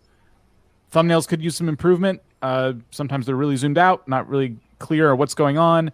And your titles, they're not really they're not drawing me in. They're not getting the click from me. Wow, this is a lot of content as well. This is all from the last 3 months.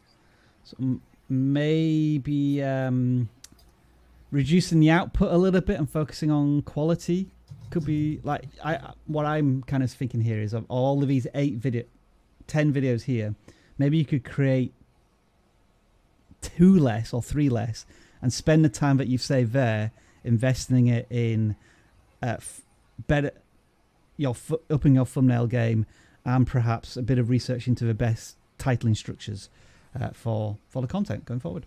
Yep. And then the channel banner doesn't really connect at all. Yeah, it would almost be a better channel for like No Man's Sky or something like that. A lot of space theme going on there. I would really get all in on Rocket League. Cool. Let's pick out another channel then and see what we've got. 359. 359. Just bring this up here. And we're looking at the Hugh Brothers. Again, apologies if I'm not quite getting your name right there. A couple of younger creators here, approaching 200 subscribers. What type of content would we say this is right now? Just a couple of younger creators experimenting. YouTuber face content. Say that again, Travis? It's YouTuber face content. YouTuber face content. Yeah, a little bit. Some cool reactions and some of that stuff. Let's go back to the top. So I'm seeing a little bit of gaming. I'm seeing a little bit of skits. I'm seeing a little bit of music stuff, like an official music video there. What I'm encouraged by is your audience. I think what we need to focus on a little bit here is a bit more channel consistency in terms of output.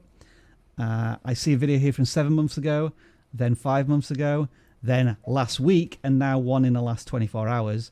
So how can you sustainably create content every 2 weeks or every month or once a week, whatever you think is the right cadence for your channel, just so that when you are getting an audience picking up on your content, they kind of know when and what to expect next. I know it looks as if you took off a break because of some sort of injury. And now you're finally back, which is cool. So yeah, hopefully you're going to be creating content on a more regular basis here. Do we think this channel is just still in the experimental phase, finding what they'd enjoy doing most, whether it be challenges, skits, gaming content? There's been some music videos. I think just keep experimenting. I mean, at this stage, I think it's just going to be about finding like what you're most passionate about. What can you really go the distance with on YouTube? And you can only really learn that through experimenting sometimes and experience. I mean, although it's a small sample size, it's your, I guess, official music video style stuff, which is the most popular right now, but it is still a little early to say. And then there's of course some thumbnail improvements that we could maybe look at here. I am curious on this thumbnail as to why, with your injury, you covered a tiny amount of a thumbnail, almost as if I don't know, you were shrunk by a machine or something, and that was your injury. But obviously, that's not something that can happen in real life. So that was the Hughes brothers. Let's move on to the next channel. It's going to be a gaming channel this time. 144. Let's see what we have here. Mine Master 2442. I wonder what happened to all of the previous Mine Masters and where they are right now. They will be missed. We hardly knew ye, Mine Master 2441. So Minecraft channel. It looks like they've tried shorts a little bit. I would say, given that their latest video is their channel trailer, they're probably just kind of getting ready to hit the reset button. From 6 months ago. Nothing really for the last 6 months. Yeah.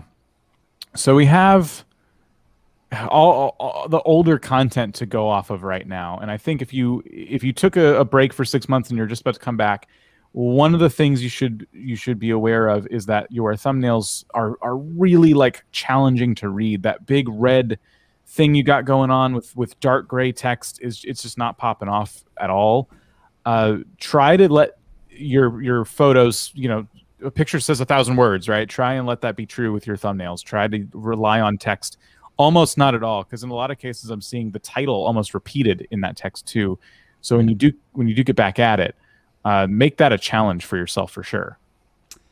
And then the different games I'm seeing are Minecraft and Roblox. I think I see the two different ones there. I'm given how many Minecraft and Roblox channels we've looked at in this year alone. we'll need to establish for you what mod it is you're particularly playing within these games, and how you can either educate or entertain your viewers with your content, because the titling structure isn't really helping me as well. I don't think on a lot of these. Yeah, I'm especially lately just big into channel focus, and that you can have a channel where you teach people something about Minecraft in one video, like a how-to video, and then your other videos are your Let's Plays, where you're just playing the game with your audience. You don't expect those videos to bring in people, and that's okay. They're more for your current audience. But for me, like, if you want a really crazy, channel that's going to blow up, if you can focus on one aspect of Minecraft and generate endless amounts of content around it, around some silly idea, or the way you teach redstone, for example, or something like that, like, you're gonna grow so much faster. So, I don't know what you're bringing up. I was just going to go off on a little tangent once you've finished, sure. Dan, if you don't mind. It's actually this video that I want to look at, because you mentioned red, and just one second. I noticed some people mentioning on this particular video saying, "Oh, you'd used red text," because we always tell people not to use red text. And I just wanted to quickly say that the reason we don't necessarily suggest you use red text is because it contrasts really badly against most other colors. So if you're going to use red text, you've got to figure out what it's going to contrast well with. So in this example, I knew, because I was kind of talking about the struggle of YouTube, that I was going to wash out the background and make it grey/black. And once you have those muted colors, then something like blue or yellow, green or red is really going to pop. So that's why in this video, with a red and a white, I think it's fairly effective as a piece of text. So yeah, you got me thinking about reds there, and how in this one the purple or the black, red and blacks really don't go well together, but like red and grey or red and white on a grey black background does. There is something called the Adobe Color Palette, where you can actually feed in a color and it will suggest other colors that contrast well with that primary color. I did have it once. Yeah, let me just, while we're on this tangent, let's get even deeper into it. Well, while on this tangent, it's a great time to say that this is all going into, we're going a bit deep right now on the conversation about red, but this is all about leveling up your skills as a creator. This is one of the reasons we tell people maybe don't upload daily if you're still working on some of these skills. So here we go. Yeah, well, this is the Adobe Color Wheel. If I choose orange as my primary color, then these are the other colors that may contrast well with it. Generally on YouTube, I probably recommend 3 dominant colors. So maybe in this one, you'd pick orange, this purpley blue, and this lime green, or whatever you want. Let's just switch it over to, so like, with red, you wouldn't typically choose red with a black or an orange, but you might choose it with a purple or a green, because those contrast fairly well. So that's just a little insight on and a tool that you can use to compare your colors. All right. You can consider that a bonus tip for this live stream. Bonus tip. Bonus tip. Flawless victory. What was that? You guys did bonus. I had to drop one in as well.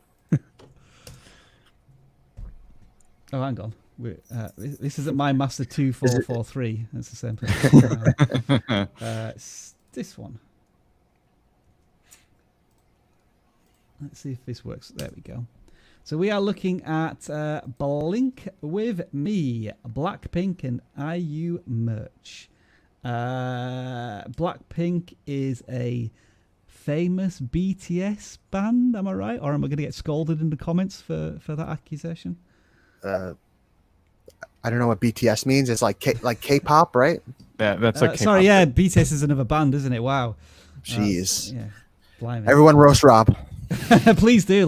Dan, let's set up a poll and get them roasting me right now. All right, so I think it looks as if there's a lot of unboxing channels, certainly with tech, and you're focusing on, I guess, merch from a particular music band, which seems like a good starting point as a channel focus. And there are some videos here on shorts which are doing pretty well. I'm encouraged by that. So yeah, nice little niche you find yourself here. Yeah, especially with 250 subscribers and hundreds, if not thousands of views. I think what I would be saying right now, straight away, is try and get rid of as much text as possible and use the merch and that imagery, whether it's one of the band members, that's going to generate that familiarity with the audience. I think that's going to significantly increase your click-through rate. I think this creator may be making their thumbnails in a very large canvas. And while it's zoomed in, it looks nice and big. You can read everything. But when it gets down to this size and smaller on mobile, it becomes really difficult to figure out what the video is about. Like this right here. Whoa. Hang on. Let me zoom out a bit. So there you go. Like you're saying that they're creating it at this size, and you're right. It looks pretty decent, doesn't it? The photo on the right, and then what pulled up in the video as soon as you clicked on it, either of those would make a better full 16:9 thumbnail. Like this right here, to me, is a more interesting thumbnail than the actual thumbnail. You know what I mean? Yeah, you're actually right. Yeah, and then there's some neutral space here to maybe put in one bit of text. Yeah, just a couple words or something, or a single word. Yeah, unboxing. You know. Yeah, but yeah, really encouraged by the niche here that they've found. Some very encouraging view counts here. Yeah, it's not a channel that's a fan of a group and they're just vlogging about it constantly. It's like, I'm going to unbox their merch. That's the whole channel. And encouragingly, that the likes and dislikes ratios are high, because you usually find very polarizing communities, especially I know in the K-pop world. You can really trigger an audience if you get the content wrong. But yeah, this channel's made a great start here with their content. So I think Dan, we're both agreeing here. It's just thumbnail game. Continue making the content that you're making. Just pick out some better thumbnails strategies. Yeah, because if you can get people in the door and the content's compelling, the retention's going to be high. YouTube's going to see people enjoying that content. It's going to help spread it to more people. But if you improve your thumbnails, that might be another thing to look at, is your retention. If you're feeling like you're not getting as many suggested views as you'd like. Dan, on point here with the polls. What programs do you use to create thumbnails? Photoshop is still the leader in the space, but Canva as a free alternative. Photopea is also there, and others as well. A lot of people are using other. So yeah, please share what you're using in the comments so that other people can maybe test out these other alternatives, because I no doubt probably a lot of those suggestions are free alternatives. I don't know, Dan, if you've been able to pick out any in the chat, but yeah, good poll, that one, from 400 people who voted on it. Yeah, I mean, obviously, other was getting good play. There you go, a few of them there. A bunch of people using PowerPoint to create theirs as well. And I think that just jumps to the the creativity and the way that people will get it done, no matter how they can. But I will point out something like Photopea, which is our moderator Cal's favorite thing, so I had to include it in the poll, is free and very full featured. It's basically a web version of Photoshop. So it will take you time, it'll take you effort to learn, but very full featured and can create absolutely amazing thumbnails on a professional quality. And one thing I will point out, and I saw it earlier, sort of with that Rocket League channel we were looking at, which were a lot of screenshots of videos. In using their thumbnails.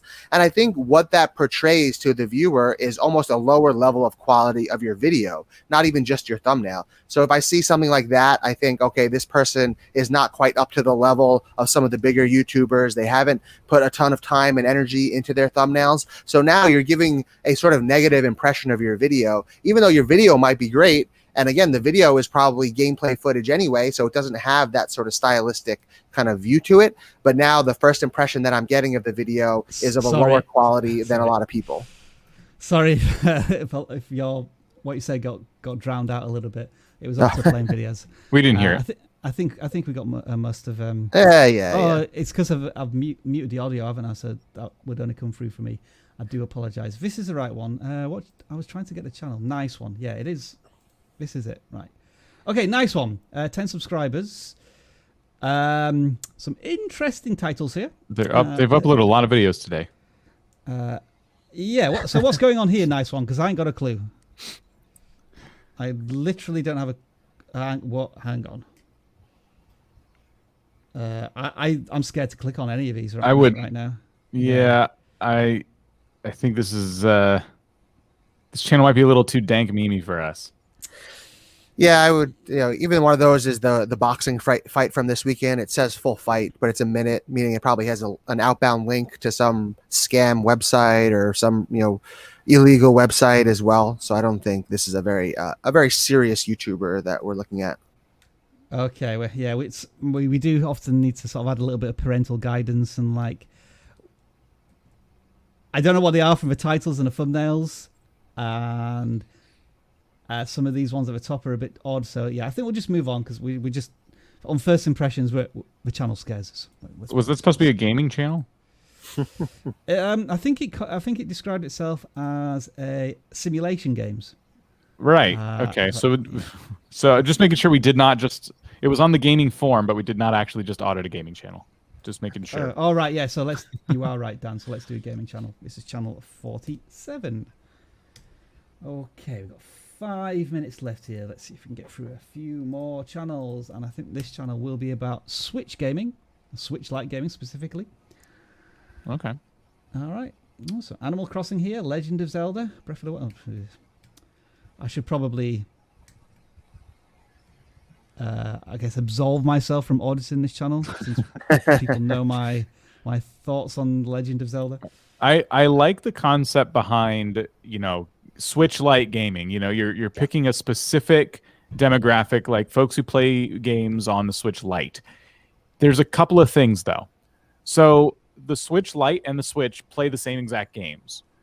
And I bring that up because it's if you're going to make a Switch Lite channel, I expect that the channel is going to be about products that are specifically for the Switch Lite, and I'm thinking more hardware. So if they sell different grips or things like that, different chargers, so on and so forth. So kind of a Switch Lite tech channel, and it looks like you've kind of started to do that back in the day. So $10 setup, a record Switch Lite with no capture card, very interesting. But you've been mixing in gameplay videos as well. And just because someone owns the Nintendo Switch doesn't inherently mean that they're all interested in these games. Rob doesn't like Legend of Zelda, for example. Why you should buy a Nintendo Switch Lite. And that video got a lot of views. But when we play just a random game, Star Wars Republic, things like that aren't going to do as well. Top 5 new games coming to Nintendo Switch didn't do as well as I would expect. Okay. Yeah, you're right. And there's a fierce battle going on here between the hardware and the software. Like when the channel kind of stays on that focus of specifically talking about the Switch Lite, there seems to be a better audience there. But when they go into Let's Plays and whatnot, you just become another gaming channel at that point. And Dan, we've talked ad nauseum about Let's Plays and episode numbers when the title is exactly the same. I mean, I'm just going to read out the full title. Oh, wow, there's so many things here, Dan, that it's a lot we could lay into. The Legend of Zelda, Breath of the Wild, Long Play Part 3, no commentary.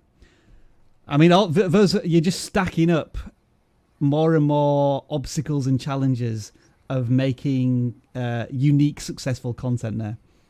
Nothing about that has earned the click for me. The thumbnails aren't really unique. There's so much going on in that video that's going to get people to kind of skip right by it. And you've taken the audience that you started to build who were interested in your hardware videos and completely burned them now because they're like, now this person's just playing Zelda. So there's a couple channels I want you to look at. I want you to look at Octorius. He's one of our moderators here. He's awesome. He has a channel dedicated to PlayStation. That's the whole channel. And you can kind of see what a channel dedicated to a console looks like. So Octorius would be one. And then if you are interested in covering Legend of Zelda, I highly encourage you to look at what's our favorite channel, Rob? 100% Zelda. Yeah. 100% Zelda is channel's about 100% Zelda. But every title, thumbnail, everything is focused. It has an interest. And the goal behind the channel is to show you cool things you can do with the game. Like I said earlier, the game is more of a tool rather than just something for you to play in front of an audience with no commentary. So those would be the two channels, and you'll realize how different those two things are when you compare these side by side. So I like your approach. Switch Lite Gaming, good channel name, but when we actually dig into the content, there's a lot to work on. All right. Apologies, Danesh, by the way. I've decided to go for a popularity vote as the final poll today, and we'll see what happens. Yeah. Just the things that you like on this channel where your face is all over it. Yeah, That's I mean, right. if we want to do, if we want Yeah, to do as I say, it means I don't have to talk as now. much. Everyone's pointing out of my my very serious face as I read comments and ban people and go through Discord. I don't have the great ability to look up and type at the same time, so I'm giving off some resting grump face. I'll put it that way. But I have the dog, so if anyone wants to vote for the dog, vote for the dog. If I could vote on my own live stream, I would be voting for the dog right now, 100%. Jerish World, then what are we looking at here? I think it's a crafting channel making item using a certain type of material. This channel earlier, it's one I was looking at before we started today. I think they were food and crafting is how they describe themselves. Right. Yeah, I can see that now. Which does make it kind of interesting. Are they crafting things out of food? Don't think so. But yeah, some foodist angle. Let's sort by most popular and let's see if there's a clear distinction between crafts or food. Ooh, I'm still not sure. The two best videos, best in terms of views, are food. Correct. And then the next one down is a crafting video, then food again. I think we're looking at two different channels rolled into one. Yeah. Is the issue. And I say issue because it's going to be it's tough to grow when you're building these two different audiences. We've seen it done. It's just I think you're just creating a longer road for yourself. Mm-hmm. Mm-hmm. Thumbnail wise, we can see that the channel is experimenting with no text on some of these. Mm-hmm. I feel as if this one is certainly the best thumbnail in the sense that what I think is that they've taken a picture of the little chicks, they've cut them out, and then they've used maybe some stock landscape image in the background to add that wildlife, nature vibe to it, which I think is more impactful than, say, these two bees. Although this one's performed better, but it is. I want to point out the two bees for a second. I think a better thumbnail for that, and I know it's a short, but a better thumbnail for that would have been to take the start of it, the paper cup by itself, and then put the finished product next to it. Mm-hmm. Kind of like as if you're saying going from this to this, because I didn't know those were paper cups until I read the title, and now I'm interested. Yeah. But the thumbnail could have kind of told me that as well. Yep. Those two chickens, to go to the point that we talked before, when you first zoomed in on them, I thought they were chicken nuggets that were shaped like chickens. So now we're in the foods and crafts thing, and that has nothing to do with the fact that I'm hungry, I swear. Mm. It is getting to that time, isn't it? It's time for my lunch. It's probably time for your teas. So yeah, with a time at 1:02 for me, let's call this live stream session a successful one, despite all of the technical issues we had towards the beginning. But wait. Before we go, nobody leave yet. Whoa, wait, hang on. You guys got to know that we're live tomorrow doing a Q&A, and we're going to be talking all about YouTube and ways you can leverage social media as a creator.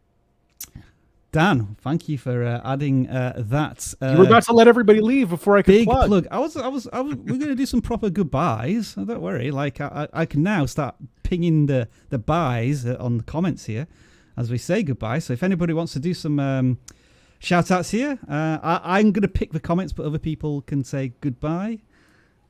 I'll say goodbye to Firefox79, to Luke Does Everything, to No One Hates Food or None Hates Food, something like that. Eric the Octopi, Train Man, Killer Sloth, SP Bubbles, and Daniel K. All right, and who else? There we go. I'm going to remove that shout out to Foxfire79 for his spamming before. Hello to Hawaiian Gravity. I like that one. Mind Relaxation Hub sounds like a good place to be. Ranger Plays, that's a familiar name here in the chat. No sign of Bori Piano again. I know he's been very busy, so I'll still give him a shout is his out streak gone? for losing his streak. I thought I saw him today. Did you? I'll DM him. I'll find out. I didn't see him, and normally he DMs me during it. Yeah. And let's say goodbye to the Poke Pals, which I'm assuming is about Poke Bowls. I'm starting to think now whether I should, now that we've got the Jonk merch, I should get some Bori Piano merch, which is just a new shirt every single week that says like the number, the street, eat, sleep, create, continue the streak, or whatever it might be. Yeah, goodbye to everybody who's joined us today. Thank you very much for joining us. I do apologize if we didn't audit your channel this week, but guess what? We had about 975 channel submissions this week. So we got through about 20 or 30. As Dan said, we will be back tomorrow for a Q&A session. Is this ones with Desiree, right, Dan? That's who we're having on as a guest tomorrow? Yeah, correct. And yeah, enjoy your days. Happy creating. And I'm now frantically looking around because we're not on stream labs. I can't remember where all of my buttons are. I'm going to start playing a video, which is probably going to fail in about 30 seconds. So everyone stay cool. That. Here we go. Yeah, stay cool and enjoy your video making day. Well, Jade is just giving you everything. I mean, there's about 30 different poses you could do with that. And so, yeah, start making your memes and tweets and whatever. And I know, right? I like this one. Now just add some text. All done.